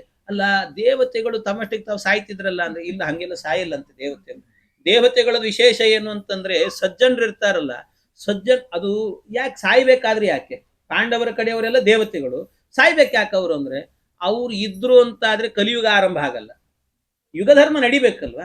ಕಲಿಯುಗ ಆರಂಭ ಆಗಬೇಕು ಅಂತಾದ್ರೆ ಅದಕ್ಕೇನ್ ಮಾಡ್ಬೇಕು ಅಂತಂದ್ರೆ ಆ ದೇವತೆಗಳು ಸಾಯ್ಬೇಕಂತೆ. ಎಲ್ಲಿ ತನಕ ಹೇಳ್ತಾರೆ ಅಂತಂದ್ರೆ, ದೇವತೆಗಳು ಇದ್ರು ಅಂದ್ರೆ ಸಜ್ಜನರಿದ್ದಾರೆ ಅಂತ ಅರ್ಥ. ಸಜ್ಜನರು ಇದ್ರು ಅಂತ ಆದ್ರೆ ಆ ದೇಶದಲ್ಲಿ ಕಲಿಪ್ರವೇಶ ಆಗೋದಿಲ್ಲ, ಸಜ್ಜನರಿದ್ದ ಜಾಗದಲ್ಲಿ ಕಲಿಪ್ರವೇಶ ಆಗೋದಿಲ್ಲ. ಅದಕ್ಕೋಸ್ಕರವಾಗಿ ಆ ಕಲಿಯುಗದ ಧರ್ಮ ನಡೆಯೋದಿಲ್ಲ, ಅದು ನಡಿಬೇಕು. ಮತ್ತೆ ಈ ಸಜ್ಜನರು ಇವತ್ತು ಸತ್ರೇನೆ ಇವರ ಸಂತಾನವನ್ನೆಲ್ಲವನ್ನು ಕೂಡ ಕೊಂದು ಬಿಡಬೇಕು, ಕೃಷ್ಣನ ಸಂಕಲ್ಪ ಇದು. ಒಂದೂ ಉಳಿಬಾರದು ಅಂತ ಹೇಳುತ್ತಾರೆ. ಒಂದು ಸಂತಾನ ಉಳಿದ್ರೂ ಕೂಡ ಅವರದ್ದು ಎಲ್ಲಿ ತನಕ ಅಂದ್ರೆ, ಅವರ ಸಜ್ಜನಿಕೆ ಎನ್ನುವಂತಹದ್ದು, ಒಬ್ಬ ಸಜ್ಜನ ಉಳಿದ ಅಂತ ಆದ್ರೆ ಅವರ 100 ತಲೆಮಾರಿನ ತನಕಲೂ ಕೂಡ ಸಜ್ಜನರೇ ಬರ್ತಾರೆ, 100 ತಲೆಮಾರಿನ ತನಕ ಬರ್ತಾರೆ. ಆದ್ರಿಂದಾಗಿ ಅವ್ರನ್ನ ಆದಷ್ಟು ಬೇಗ ಅವ್ರನ್ನ ಮುಗಿಸ್ಬೇಕು. ಅದಕ್ಕೋಸ್ಕರ ಕೃಷ್ಣನ ಸಂಕಲ್ಪ ಇದು. ಅದಕ್ಕೋಸ್ಕರವಾಗಿ ಇವರು ಯುದ್ಧ ಮಾಡುವಂತೆ ಮಾಡಬೇಕು ಅನ್ನೋದಕ್ಕೋಸ್ಕರ ಇವರಿಗೆ ದಾನ ಕೊಡ್ಬೇಕು. ಹಾಗಾಗಿ ಇವ್ರು ಏನ್ ಮಾಡಿದ್ರು ದ್ರೋಣಾಚಾರ್ಯರು ಅಂದ್ರೆ, ಅಲ್ಲಿಂದ ಏನ್ ಮಾಡಿದ್ರು ಅಂತಂದ್ರೆ, ದಾನೇರ್ಧ ರಾಜ್ಯಸ್ಯ ಹಿ ತತ್ ಪ್ರತಿಜ್ಞಾಂ ಸಂಸ್ಮೃತ್ಯ ಪೂರ್ವಾಂ ಉಪಯಾತಂ ಸಖಾಯಂ. ಅಲ್ಲಿಂದ ದೃಪದನ ಮನೆಗೆ ಹೋದ್ರಂತೆ, ದೃಪದ ರಾಜನ ಮನೆಗೆ. ಆ ದೃಪದ ರಾಜನ ಮನೆಗೆ ಹೋಗಿ ದೃಪದನ ಬಳಿಯಲ್ಲಾದ್ರೂ ಕೂಡ ಒಂದು ಆಕಳ ದಾನವನ್ನು ಕೇಳೋಣ ಅಂತ. ಅಲ್ಲ, ಆಕಳ ದಾನವನ್ನು ಕೇಳೋಣ ಅಂತ ಹೋಗ್ತಿದ್ದಾನೆ ಅಂತ ಆದ್ರೆ ಅದು ದೋಷ ಅಲ್ವಾ? ಈಗ ಹಿಂದೇನೋ ದೇವರನ್ನು ಕೇಳಿದಾದ್ರಿಂದಾಗಿ ಅಪ್ರತಿಗ್ರಹ ಅನ್ನುವಂತ ವ್ರತಕ್ಕೆ ಭಂಗ ಬರುವುದಿಲ್ಲ. ಈ ದೃಪದಂತೂ ದೇವರಲ್ಲ, ಅವನಂತೂ ದೇವರಲ್ಲ. ಹಾಗಾಗಿ ದೇವರಲ್ಲ, ಆದ್ರಿಂದ ದೇವರಲ್ಲದವರ ಬಳಿಯಲ್ಲಿ ಹೋಗಿ ಕೇಳಿದ ಅಂದ್ರೆ ಅದು ದೋಷ ಆಗ್ತದಲ್ವಾ ಅಂತ ಹೇಳಿದ್ರೆ, ಅದಕ್ಕೆ ಶ್ರೀಮದ್ ಆಚಾರ್ಯ ಹೇಳುತ್ತಾರೆ, ಅದಕ್ಕೆ ಇಲ್ಲ, ಅದು ದೋಷ ಆಗುದಿಲ್ಲ, ಅದು ದೋಷ ಆಗಲ್ಲ. ಯಾಕೆ ಅಂತಂದ್ರೆ ನೋಡಿ, ಒಂದೇನಿದೆ ಅಂತಂದ್ರೆ, ಈ ದೃಪದ ಏನಿದ್ದಾನೆ, ದೃಪದ ಯಾರು ಅಂತಂದ್ರೆ ಇಬ್ರು ಕ್ಲಾಸ್ಮೇಟ್ಸ್, ಇಬ್ರು ಕೂಡ ದ್ರೋಣಾಚಾರ್ಯರು ದೃಪದ ಇಬ್ರು ಕೂಡ ಕ್ಲಾಸ್ಮೇಟ್ಸ್. ಅಂದ್ರೆ ಭರದ್ವಾಜರು, ಅಂದ್ರೆ ದ್ರೋಣಾಚಾರ್ಯರ ತಂದೆ ಏನಿದ್ದಾರೆ ಭರದ್ವಾಜರು, ಆ ಭರದ್ವಾಜರೇ ಏನ್ ಮಾಡಿದ್ರಂತೆ, ಅಧ್ಯಯನ ಮಾಡಿಸಿದ್ದೇವೆ, ಇಬ್ರಿಗೂ ಪಾಠ ಮಾಡಿದವರು. ಆ ಕಾಲದಲ್ಲಿ ಒಂದು ನಿಯಮ ಇತ್ತು, ಆ ಕಾಲದಲ್ಲಿ, ಮತ್ತೆ ಈ ಕಾಲಕ್ಕೆ ಇಲ್ಲದು. ಆ ಕಾಲದಲ್ಲಿ ಇದ್ದಂತ ನಿಯಮ ಏನದು ಅಂತಂದ್ರೆ, ದಾನೇರ್ಧ ರಾಜ್ಯಸ್ಯ ಹಿ ತತ್ ಪ್ರತಿಜ್ಞಾಂ ಸಂಸ್ಮೃತ್ಯ ಪೂರ್ವಾಮುಪಯಾತಂ ಸಕಾಯಂ ಸಕಾತವಾಸ್ಮೀತಿ ತದೋದಿತೋಪಿ ಜಗಾದ ವಾಕ್ಯಂ ದೃಪದೋತಿ ದರ್ಪಾತ್. ಒಮ್ಮೆ ಏನಾಗಿತ್ತು, ಇಬ್ರು ಪಾಠ ನಡೀತಾ ಇರುವಾಗ ಎಲ್ಲ ಪಾಠ ಮುಗಿದ್ಮೇಲೆ ಹೋಗ್ತಿದ್ನಂತೆ ದೃಪದ. ಹೋಗ್ಬೇಕಾದ್ರೆ ದ್ರೋಣಾಚಾರ್ಯಗೆ ಹೇಳಿದ್ನಂತೆ, ದ್ರೋಣ, ಇಬ್ರು ನಾವು ಕ್ಲಾಸ್ಮೇಟ್ಸು, ನಿನಗೇನಾದ್ರೂ ಕಷ್ಟ ಅಂತಿದ್ರೆ ನೀನ್ ಬಾ, ನನ್ನ ಹತ್ರಕ್ಕೆ ಬಾ, ನೀನ್ ಬಂದಿ ಅಂತ ಆದ್ರೆ ನನ್ನ ಅರ್ಧ ರಾಜ್ಯವನ್ನು ನಿನಗೆ ಕೊಟ್ಬಿಡ್ತೀನಿ ಅಂತ ಹೇಳಿದ್ನಂತೆ. ನನ್ನ ಅರ್ಧ ರಾಜ್ಯ ನೀವು, ಯಾಕೆ ಇಬ್ರು ಫ್ರೆಂಡ್ಸ್ ನಾವು, ಮುಂದೆ ನನಗೆ ಬರ್ತದೆ, ನಮ್ಮ ಅಪ್ಪಂದಾದ್ಮೇಲೆ ನನಗೆ ಬರ್ತದ ರಾಜ್ಯ, ಆಗ ನಾನು ನಿನಗೆ ಕೊಡ್ತೀನಿ ಅಂತ, ಅರ್ಧ ರಾಜ್ಯ ನಿನಗೆ ಕೊಡ್ತೀನಿ ಅಂತ ಮಾತು ಕೊಟ್ಟಿದ್ನಂತ, ಮಾತು ಕೊಟ್ಟಿದ್ದ. ಅಲ್ಲ, ಮತ್ತೆ ಆ ಮಾತು ಕೊಟ್ಟಿದ್ದ ಅಂದ್ರೆ ಇವ್ನು ಕೇಳಿದ ತಕ್ಷಣ ದೋಷ ಬರಲ್ವಾ ಅಂದ್ರೆ ದೋಷವೂ ಇಲ್ಲ ಅಂತ ಹೇಳ್ತಾರೆ. ಯಾಕೆ ಅಂತ ಹೇಳಿದ್ರೆ, ಒಂದೇನು ಅಂತಂದ್ರೆ, ಪ್ರತಿಗ್ರಹಾತ್ ಸನ್ನಿವೃತ್ತೇನ ಸೋಯಂ ಮಯಾ ಪ್ರಾಪ್ತೋ ಮತ್ಪಿತು ಶಿಷ್ಯಕತ್ವಾತ್. ಒಂದು ನಿಯಮ ಇದೆ ಅಂತೆ ಆ ಕಾಲದಲ್ಲಿ. ನಿಯಮ ಏನು ಅಂದ್ರೆ, ಯಾರಾದ್ರೂ ಒಬ್ಬ ಗುರುಗಳೇನಾದ್ರೂ ಪಾಠ ಮಾಡಿದಾಗ ಆ ಪಾಠವನ್ನು ಕಲ್ತರು ಅಂದ್ರೆ ಶಿಷ್ಯರ ಸಂಪತ್ತಿನ ಮೇಲೆ ಗುರುಗಳಿಗೆ ಅಧಿಕಾರ ಇರ್ತದಂತೆ. ಶಿಷ್ಯ ಸಂಪತ್ತು ಗುರು ಸಂಪತ್ತು ಅಂತ ಆಗ್ತದಂತೆ. ಹಾಗಾಗಿ ಪಿತುಶಿಷ್ಯೋ ಆತ್ಮ ಶಿಷ್ಯೋ ಭವೇತ ಶಿಷ್ಯಸ್ಯಾರ್ಥ ಸ್ವೀಯ ಏವೇತಿ ಮತ್ವ. ಅವರು ಹೋದದ್ದು ಅಧಿಕಾರದಿಂದ ಹೋದದ್ದು, ದ್ರೋಣಾಚಾರ್ಯ ಬೇಡ್ಲಿಕ್ಕೆ ಹೋದದ್ದಲ್ಲ. ಯಾಕೆಂದ್ರೆ ಈ ದೃಪದ ಏನಿದ್ದಾನೆ ನಮ್ಮ ಅಪ್ಪನ ಶಿಷ್ಯ, ನಮ್ಮಪ್ಪ ಭರದ್ವಾಜರ ಶಿಷ್ಯ. ಭರದ್ವಾಜರ ಶಿಷ್ಯ ಅಂತಂದ್ರೆ ಹಾಗಾದ್ರೆ ಅವರ ಶಿಷ್ಯರ ಸಂಪತ್ತು ಅನ್ನುವಂತಹದ್ದು ಗುರುಗಳಿಗೆ ಸೇರಿದ್ದು ಅಂತ ನಿಯಮ. ಹಾಗಾಗಿ ಗುರುಗಳಿಗೆ ಸೇರಿದ್ದು ಅಂತ ಆದ್ರೆ ಗುರುಗಳು ಯಾರವರು? ನಮ್ಮಪ್ಪ. ಹಾಗಾದ್ರೆ ನಮ್ಮಪ್ಪನಿಗೆ ಸೇರಿದ ಸಂಪತ್ತು ಅಂದ್ರೆ ನನಗೆ ಸೇರಿದ್ದು ಅಂತ ಅರ್ಥ. ಹಾಗಾಗಿ ನನ್ನ ಸಂಪತ್ತನ್ನು ನಾನು ತಗೊಳ್ಳಿಕ್ಕೆ ಹೋಗ್ತೇನೆ ಅಂತ ದೃಪದನ ಬಳಿಗೆ ಹೋದದ್ದಾದ್ರಿಂದಾಗಿ ಅಪ್ರತಿಗ್ರಹ ಅನ್ನೋ ವ್ರತಕ್ಕೆ ಭಂಗ ಇಲ್ಲ ಅಂತ ಹೇಳ್ತಾರೆ. ಇದು ಮಧ್ವಾಚಾರ್ಯ ಕೊಡುವಂತ ನಿರ್ಣಯಗಳಿವೆಲ್ಲವೂ ಕೂಡ. ಈ ಮತ್ತೆ ಅದನ್ನೇ ಹೇಳಿದ ಆ ಕಾಲದಲ್ಲಿ ಇದ್ದ ನಿಯಮ ಇದೆಲ್ಲವೂ ಕೂಡ. ಮತ್ತೆ ಈಗೆಲ್ಲ ಪಾಠ ಮಾಡಿದ ಗುರುಗಳು ನಿನ್ ಸಂಪತ್ತು ನಂದು ಅಂದ್ರೆ ನೀನು ಬೇಡ, ನಿನ್ನ ಪಾಠನೂ ಬೇಡ ಅಂತ ಹೇಳ್ತಾರೆ. ಆದ್ರಿಂದಾಗಿ ಅದು ಆ ಕಾಲದಲ್ಲಿ ಇತ್ತು ನಿಯಮ ಇವೆಲ್ಲವೂ ಕೂಡ ಅಂತ ಹೇಳ್ತಾರೆ. ಇಂಥದ್ದು ಆಗ ಅವ್ರು ಹೋದ್ರಂತೆ, ದೃಪದನ ಬಳಿಗೆ ಹೋದ್ರು. ದೃಪದನ ಬಳಿಗೆ ಹೋಗಿ ಕೇಳಿದ್ರಂತೆ. ಹೊರಗಡೆ ಒಬ್ಬ ಸೈನಿಕ ನಿಂತಿದ್ದ, ವಾಚ್ಮೆನ್. ಆ ವಾಚ್ಮೆನ್ಗೆ ಹೇಳಿದ್ರಂತೆ ದ್ರೋಣಾಚಾರ್ಯ, ಒಳಗೆ ನಿಮ್ಮ ರಾಜನ ಕರಿ, ನಾನು ಅವನ ಕ್ಲಾಸ್ಮೇಟು, ನಾನು ಅವನು ಇಬ್ರು ಓದ್ಕೊಂಡಿದ್ವಿ, ಅವನ ಭೇಟಿ ಆಗಬೇಕು, ಹೋಗಿ ಕರಿ ನೀನು ಅಂತ ಹೇಳಿದ್ರಂತೆ. ಆಯ್ತು ಅಂತ ಇವನು ಹೋದ ಕೂಡ್ಲೇನೆ ಒಳಗಡೆಯಿಂದನೇ ಈ ದೃಪದ ಗೊತ್ತಾಯ್ತು, ಬಂದು ದ್ರೋಣಾಚಾರ್ಯರು ಅಂತ ಗೊತ್ತಾಯ್ತು. ಆದ್ರೂ ಎಷ್ಟು ದುಷ್ಟತನವನ್ನ ಮೆರೆದ ಅಂದ್ರೆ ಅವನು ಹೇಳಿದ್ನಂತೆ, ನ ನಿರ್ಧನೋ ರಾಜಸಖೋ ಭವೇತ ಯಥೇಷ್ಟತೋ ವಿಪ್ರಗಚ್ಚೇತಿ ದೈವಾತ್. ಬೇಕು ಅಂತಲೇನೆ ಬಾಗಿಲು ಮುಂದೆ ಬಂದು ನಿಂತುಕೊಂಡು ಯಾರೋ ಒಬ್ಬ ನಿರ್ಧನಿಕ ದರಿದ್ರ ಬಡವ ಒಬ್ಬ ರಾಜನ ಸ್ನೇಹಿತ ಅಂದ್ರೆ ನೀನ್ ಹೆಂಗೋ ನಂಬಿದಿ ಅಂತ ಕೇಳಿದ್ನಂತ. ವಾಚ್ಮೆನ್ ಕೇಳಿದ್, ನೀನ್ ಹೆಂಗೋ ನಂಬಿದಿ ಅವನ ನನ್ನ ಸ್ನೇಹಿತ ಅಂದ್ರೆ?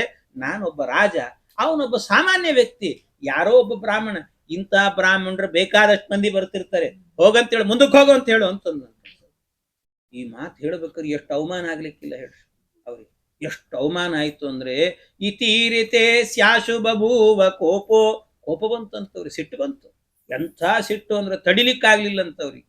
ನೋಡ್ರಿ, ನಿಜವಾಗಲೂ ಕೂಡ ಸಿಟ್ಟು ಬಿಡಬೇಕು ಅಂದ್ರೆ ನಾವು ಹೇಳ್ತಿರ್ತೀವಿ, ಏನು ಅಂದ್ರೆ ವ್ರತ ಮಾಡ್ರಿ ಅಂತ ಹೇಳ್ತೀವಿ. ವ್ರತ ಮಾಡ್ರಿ, ಯಾಕೆ? ಉಪ್ಪು ಖಾರ ಎಲ್ಲ ತಿಂದ್ರೆ ಸಿಟ್ಟು ಬರ್ತದೆ.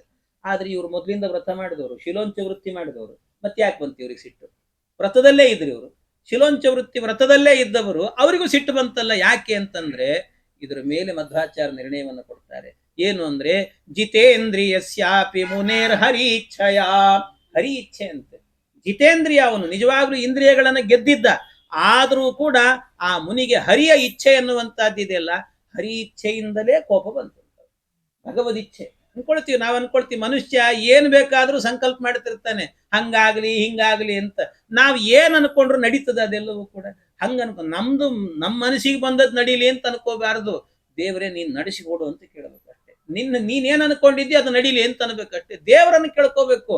ಯಾಕೆ? ಹರಿಚಿತ್ತ ಸತ್ಯ ಹರಿಚಿತ್ತ, ನರಚಿತ್ತಕ್ಕೆ ಬಂದದ್ದು ಲವಲೇಶ ನಡೆಯೋದಿಲ್ಲ ಅಂತ.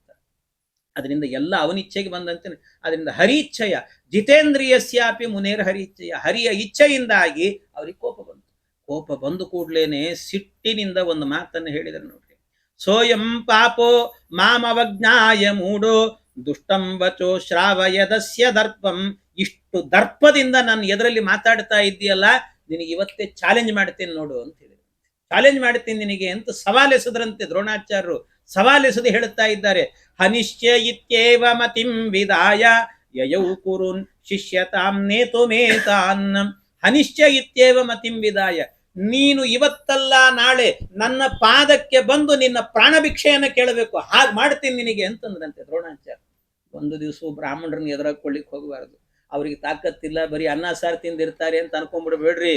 ಅವ್ರು ಒಂದು ಮಾತಾಡಿದ್ರು ಅಂತಾದ್ರೆ ಮುಗೀತು ಅಂತ ಅರ್ಥ, ಮುಗದೆ ಹೋಯ್ತು, ಕುಲಕೋಟಿ ನಾಶ ಆಗಿಬಿಡ್ತದಂತೆ. ಆದ್ರಿಂದ ಬ್ರಾಹ್ಮಣರನ್ನು ತಡವಲಿಕ್ಕೆ ಹೋಗಬಾರದು ಅಂತ ಹೇಳ್ತಾರೆ. ಅವ್ನು ಹೇಳಿದ್ರು ಬ್ರಾಹ್ಮಣರಿಗೆ ಇಂಥ ಸಿಟ್ಟು ಬರುವಂತೆ. ಅಂತ ವ್ರತವನ್ನ ಮಾಡಿದಂತ ಮಹಾತ್ಮರು ಹೇಳಿದ ಕೂಡಲೇ, ಹನಿಶ್ಚಯ ಇತ್ಯೇವ, ನಿನ್ನ ದರ್ಪವನ್ನ ಇಳಿಸ್ತೀನಿ, ನಿನ್ನನ್ನು ಕೊಲ್ತೀನಿ, ನಿನಗೆ ಅವಮಾನ ಆಗ್ಬೇಕು. ಮನುಷ್ಯ ಸಾಯ್ಬೇಕು ಅಂದ್ರೆ ಅವಮಾನ ಆದ್ರೆ ಇದಕ್ಕಿಂತ ಇನ್ನೇನು, ನನ್ನ ಪಾದಕ್ಕೆ ಬೀಳ್ಬೇಕು, ನೀನು ಹಾಗೆ ಮಾಡ್ತೀನಿ ನೋಡು ಅಂತ ಆ ರೀತಿ ಹೇಳಿದ್ರಂತೆ. ಅಷ್ಟು ಹೇಳಿ ಅಲ್ಲಿಂದ ಹೊರಟು ಹೋಗ್ಬಿಟ್ರಂತೆ. ಇರ್ಲಿಲ್ಲ, ಒಂದು ಕ್ಷಣ ಇರ್ಲಿಲ್ಲ, ಬಹಳ ಅವಮಾನ ಆಯ್ತು ಅಂತ ಹೊರಟು ಬಿಟ್ರಂತೆ. ಹಸ್ತಿನಾವತಿಗೆ ಬಂದ್ರಂತೆ. ಪ್ರತಿಗ್ರಹಾತ್ ವಿನಿವೃತ್ತಸ್ಯ ಚಾರ್ತಃ ಸ್ಯಾಚ್ಚಿಷ್ಯೇಭ್ಯಃ ಕೌರವೇಭ್ಯೋ ಮಮಾತ್ರ ಏವಂ ಮನ್ವಾನಃ ಕ್ರೀಡತ ಪಾಂಡವೇಯಾನ್ ಸದಾರ್ಥ ರಾಷ್ಟ್ರಾನ್ ಪುರ ಬಾಕ್ಯತೋಖ್ಯತ್. ಈ ದೃಪದನನ್ನ ಹೊಡಿಬೇಕು ಅಂದ್ರೆ ಪಾಂಡವರ ಕೈಯಿಂದ ಮತ್ತು ಏನು ಕುರು ದೇಶದ ರಾಜರಿದ್ದಾರೆ ಹುಡುಗರು, ಅವ್ರ ಕೈಯಿಂದ ಹೊಡೆಸ್ಬೇಕು ಅಂತ ತೀರ್ಮಾನ ಮಾಡಿಕೊಂಡ್ರು. ಅವರನ್ನು ಶಿಷ್ಯರನ್ನಾಗಿ ಮಾಡಿಕೊಳ್ಬೇಕು ಅಂತ ಇಷ್ಟು ಮನಸ್ಸಿನಲ್ಲಿ ಅಂದ್ಕೊಂಡು ಹೊರಟ್ರಂತವ್ರು. ಹೊರಟಾಗ ಹಸ್ತಿನಾವತಿಗೆ ಬರ್ತಾ ಇದ್ದಾರೆ. ಆ ಹಸ್ತಿನಾವತಿಗೆ ಬರ್ತಾ ಇದ್ದಂತೇನೆ ಏನಾಯ್ತಂತೆ, ಅಲ್ಲೇ ಈ ಹುಡುಗರೆಲ್ಲ ಆಟ ಆಡ್ತಾ ಇದ್ರಂತೆ. ಈ ದುರ್ಯೋಧನ, ದುಶ್ಯಾಸನ, ಎಲ್ಲರೂ, ಧರ್ಮರಾಜ, ಅರ್ಜುನ, ಎಲ್ಲರೂ ಆಟ ಆಡ್ತಾ ಇದ್ರು, ಚೆಂಡ ಆಟ ಆಡ್ತಿದ್ರು. ಅವ್ರು ಚೆಂಡಾಟವನ್ನು ಆಡ್ತಾ ಇದ್ದಾಗ ಆ ಚೆಂಡ ಏನಾಯ್ತಂತೆ, ಇದ್ದಕ್ಕಿದ್ದಾಗೆ ಹತ್ತಿರದಲ್ಲೇ ಒಂದು ಪಾಳು ಬಾವಿ ಇದ್ದಂತೆ, ಆಳವಾದ ಬಾವಿ, ಅದು ಹಾಳು ಬಿದ್ದಿತ್ತಂತದ್ದು. ಯಾರು ಇಳಿಲಿಕ್ಕಾಗ್ತಿರ್ಲಿಲ್ಲ, ಒಳಗೆ ಹೋದ್ರಂದ್ರೆ ಉಸಿರುಗಟ್ಟೆ ಸಾಯ್ಬೇಕಲ್ಲಿ, ಅಂತ ಒಂದು ಬಾವಿ ಅದು. ಆ ಬಾವಿಯಲ್ಲಿ ಅಕಸ್ಮಾತ್ ಚೆಂಡು ಹೋಗಿ ಬಿದ್ದ್ಬಿಡ್ತಂತ. ಆ ಚೆಂಡು ಬಿದ್ದೋಯ್ತು. ವಿಕ್ರೀಡತೋ ಧರ್ಮಸುನೋಸ್ತದೈವ ಸಹಾಂಗುಲಿಯೇನ ಚ ಕಂದುಕೋಪತತ್.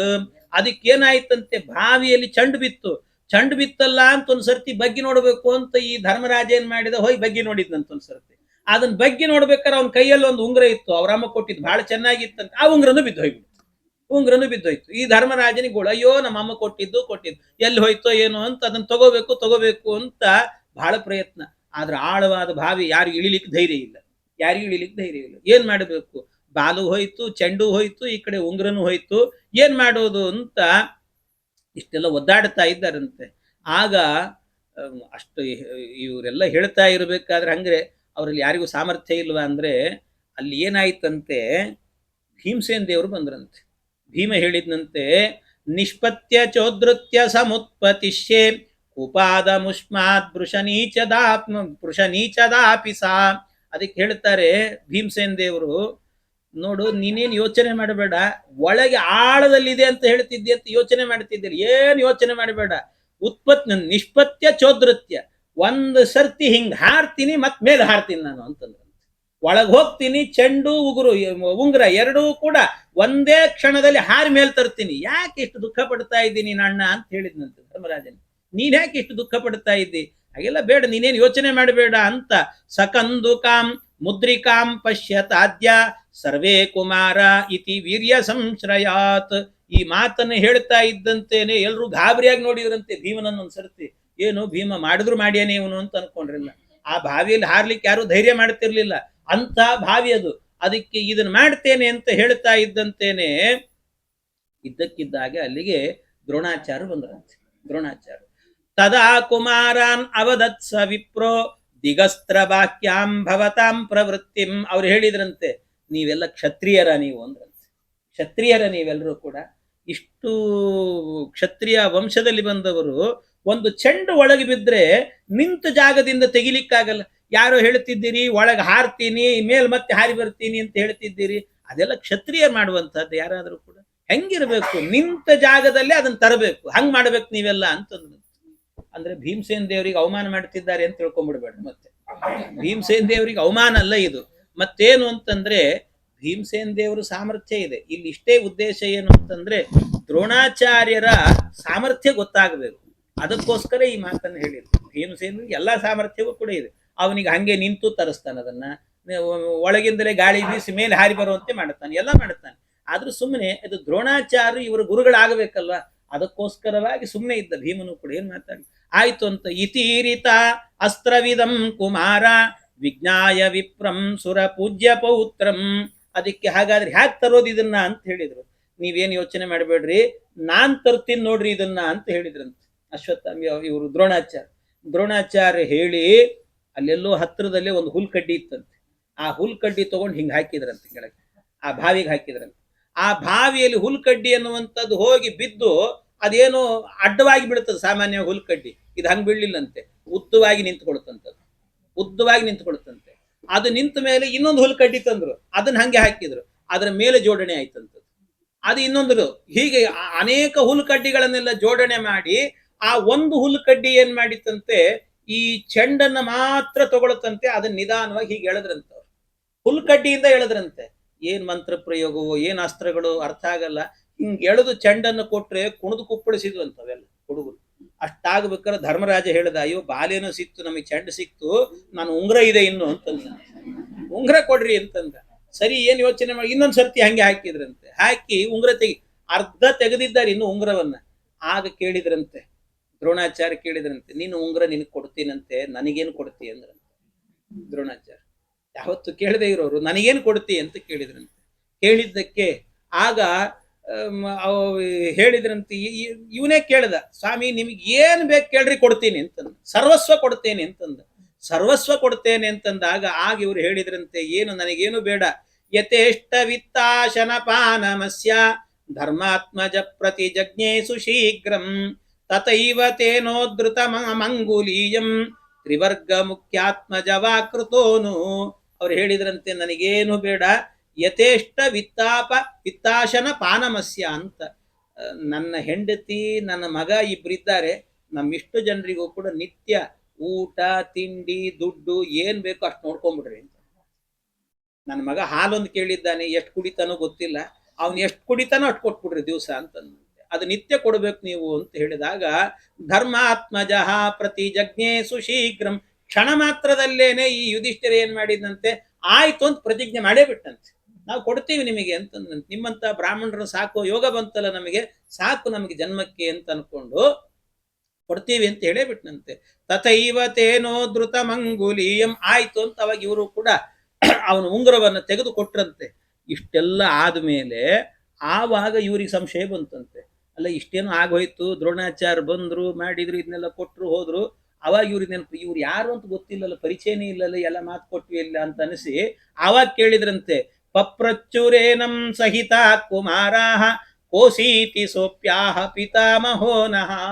ಆಗ ಕೇಳಿದ್ರಂತೆ, ಯಾರ್ ನೀವು ಅಂತ ಕೇಳಿದ್ರಂತೆ ದ್ರೋಣಾಚಾರ್ಯ. ಯಾರ್ ನೀವು ಅಂತ ಕೇಳಿದ್ರೆ ಆಗ ಅಲ್ಲೇ ಇದ್ದಂತ ಭೀಷ್ಮಾಚಾರ್ಯ ಏನ್ ಮಾಡ್ತಾರೆ ಅಂದ್ರೆ, ಅವ್ರು ಬಂದ್ರಂತೆ, ಬಂದು ಹೇಳ್ತಾ ಇದ್ದಾರೆ, ನಿಮ್ಮ ತಾತ ಅಂತ ಹೇಳಿದ್ರಂತೆ. ನಿಮ್ಮ ತಾತ ಅಂತ ಅಂದ್ರೆ ತಾತನ ವಯಸ್ಸಿನವರು, ಅಂದ್ರೆ ಭೀಷ್ಮಾಚಾರ್ಯ ವಯಸ್ಸಿನವರು ಇವರೆಲ್ಲರೂ ಕೂಡ ಅಂತ. ಅದರಿಂದ ನಿಮ್ಮ ತಾತ ಅಂತ. ವಕ್ತೇತಿತೆ ದುದ್ರುವುರಾಶು ಭೀಷ್ಮಂ ದ್ರೋಣೋಯಮಿತ್ಯೇವ ಸತಾಂಸ್ತತೋಚೆ. ಆಗ ಭೀಷ್ಮಾಚಾರ್ಯ ಬಂದು, ನನ್ನಂತೆ ಅವನು ಕೂಡ ನಿಮ್ಮ ತಾತ ನಾನು ಹೇಗೋ ಹಾಗೆ ಅವರು ಕೂಡ ನನ್ನ ವಯಸ್ಸಿನವರು, ನನ್ನ ಸ್ನೇಹಿತರಿವರು ಅಂತ ಇಷ್ಟು ಹೇಳಿದ್ರಂತೆ. ಹೇಳಿದ ಕೂಡ್ಲೇನೆ, ನರಾಜಗೆ ಹಂಸ ಕದಾಚಿದೇತಿ ತೇನಾ ದೃಷ್ಟ ಸಕುಮಾರೈ ಪುರಾತಃ.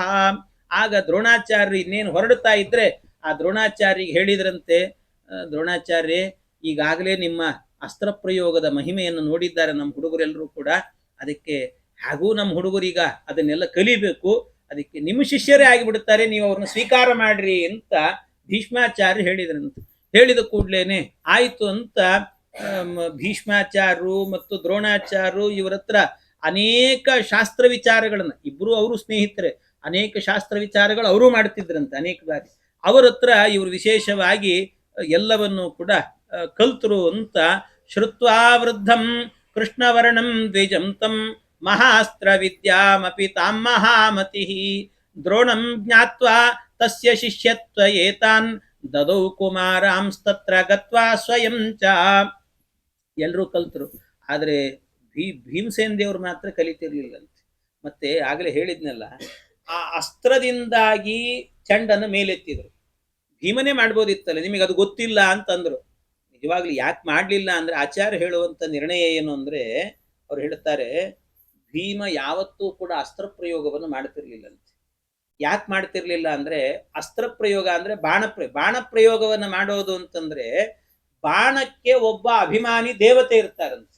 ಆ ಅಭಿಮಾನಿ ದೇವತೆಯನ್ನ ಸ್ಮರಣೆ ಮಾಡಿಕೊಂಡು ಅದನ್ನು ಪ್ರಯೋಗ ಮಾಡಬೇಕು. ಆದ್ರೆ ಭೀಮಸೇನ ದೇವ್ರು ಎಂಥವರು ಅಂತಂದ್ರೆ, ಯಾವ ಅಭಿಮಾನಿಗಳನ್ನು ಕೂಡ ಸ್ಮರಣೆ ಮಾಡೋದಿಲ್ಲ ಅವ್ರು ಯಾವತ್ತೂ ಕೂಡ. ಯಾಕೆಂದ್ರೆ ಹಾಡಿದರೆ ಎನ್ನೊಡೆಯನ್ನು ಹಾಡುವ, ದೇವರನ್ನು ಬಿಟ್ರೆ ಮತ್ತೆ ಯಾರನ್ನು ಪ್ರಾರ್ಥನೆ ಮಾಡಲ್ಲ. ಹಾಗಾಗಿ ಭೀಮಸೇನ ದೇವರು ಈ ಹುಲ್ಕಡ್ಡಿ ಹಾಕಿ ಮಾಡಿ ಇದನ್ನೆಲ್ಲ ಮಾಡ್ಲಿಕ್ಕೆ ಬರಲ್ಲ ಅಂತಿಲ್ಲ, ಬರ್ತದೆ. ಆದ್ರೆ ಅದನ್ನೆಲ್ಲವನ್ನು ಕೂಡ ಬೇರೆ ಇತರೆ ದೇವತೆಗಳನ್ನ, ಅನ್ಯ ದೇವತೆಗಳನ್ನೆಲ್ಲರನ್ನು ಕೂಡ ಉಪಾಸನೆ ಮಾಡಬೇಕಾಗ್ತದೆ, ಅದನ್ನ ಮಾಡಬಾರದು ಅನ್ನೋದಕ್ಕೋಸ್ಕರವಾಗಿ ಮಾಡ್ತಿರ್ಲಿಲ್ಲಂತೆ. ಈ ರೀತಿ ಅಂತ ತಿಳ್ಕೋಬೇಕು. ಹಾಗಾಗಿ ಭೀಮಸೇನ ದೇವರಿಗೆ ಸಾಮರ್ಥ್ಯ ಇಲ್ಲ ಅಂತ ತಿಳಿಬಾರದು ಅಂತ ಮಧ್ವಾಚಾರ್ಯ ನಿರ್ಣಯ ಕೊಡ್ತಾರೆ. ಆಮೇಲೆ ಉಳಿದವರೆಲ್ಲರೂ ಕೂಡ ಶಿಷ್ಯರಾದರಂತೆ. ಶಿಷ್ಯರಾದಾಗ ಎಲ್ಲರೂ ಕೂಡ ಪಾಠಗಳನ್ನೆಲ್ಲವನ್ನು ಕೂಡ ಕಲಿತಾರೆ. ಅದ್ಭುತವಾದಂತ ಪಾಠಗಳನ್ನೆಲ್ಲ ಕಲ್ತರಂತೆ. ಆ ಪಾಠ ಕಲ್ತಾಗಲೂ ಕೂಡ ಒಬ್ಬೊಬ್ಬರ ಸಾಮರ್ಥ್ಯ ಒಂದೊಂದು ರೀತಿ. ಅದರಲ್ಲಿ ವಿಶೇಷವಾಗಿ ಅತ್ಯಂತ ಪ್ರೀತಿ ಪಾತ್ರನಾದ ಶಿಷ್ಯ ಯಾರು ಅಂತಂದ್ರೆ ಅರ್ಜುನನೇ ಆಗಿದ್ದಂತೆ. ಅರ್ಜುನ ಭಾರಿ ಪ್ರೀತಿ ಶಿಷ್ಯ ಆಗಿದ್ದಂತೆ. ಅವರ ಪಾಠಗಳು ಅವು ಎಲ್ಲ ಬಹಳ ಚೆನ್ನಾಗಿರ್ತದೆ. ಏನೇನು ಪಾಠ ಮಾಡಿದ್ರು ಅವರು, ಅದರಲ್ಲಿ ಏನು ಅವರ ಸ್ಪರ್ಧೆಗಳೇನಿತ್ತು ಇದನ್ನೆಲ್ಲ ನಿರೂಪಣೆ ಮಾಡುತ್ತಾರೆ. ಅದೇನು ಅಂತ ಮತ್ತೆ ನಾಳೆ ಸೇರಿದಾಗ ಚಿಂತನೆ ಮಾಡೋಣ. ಕೃಷ್ಣ.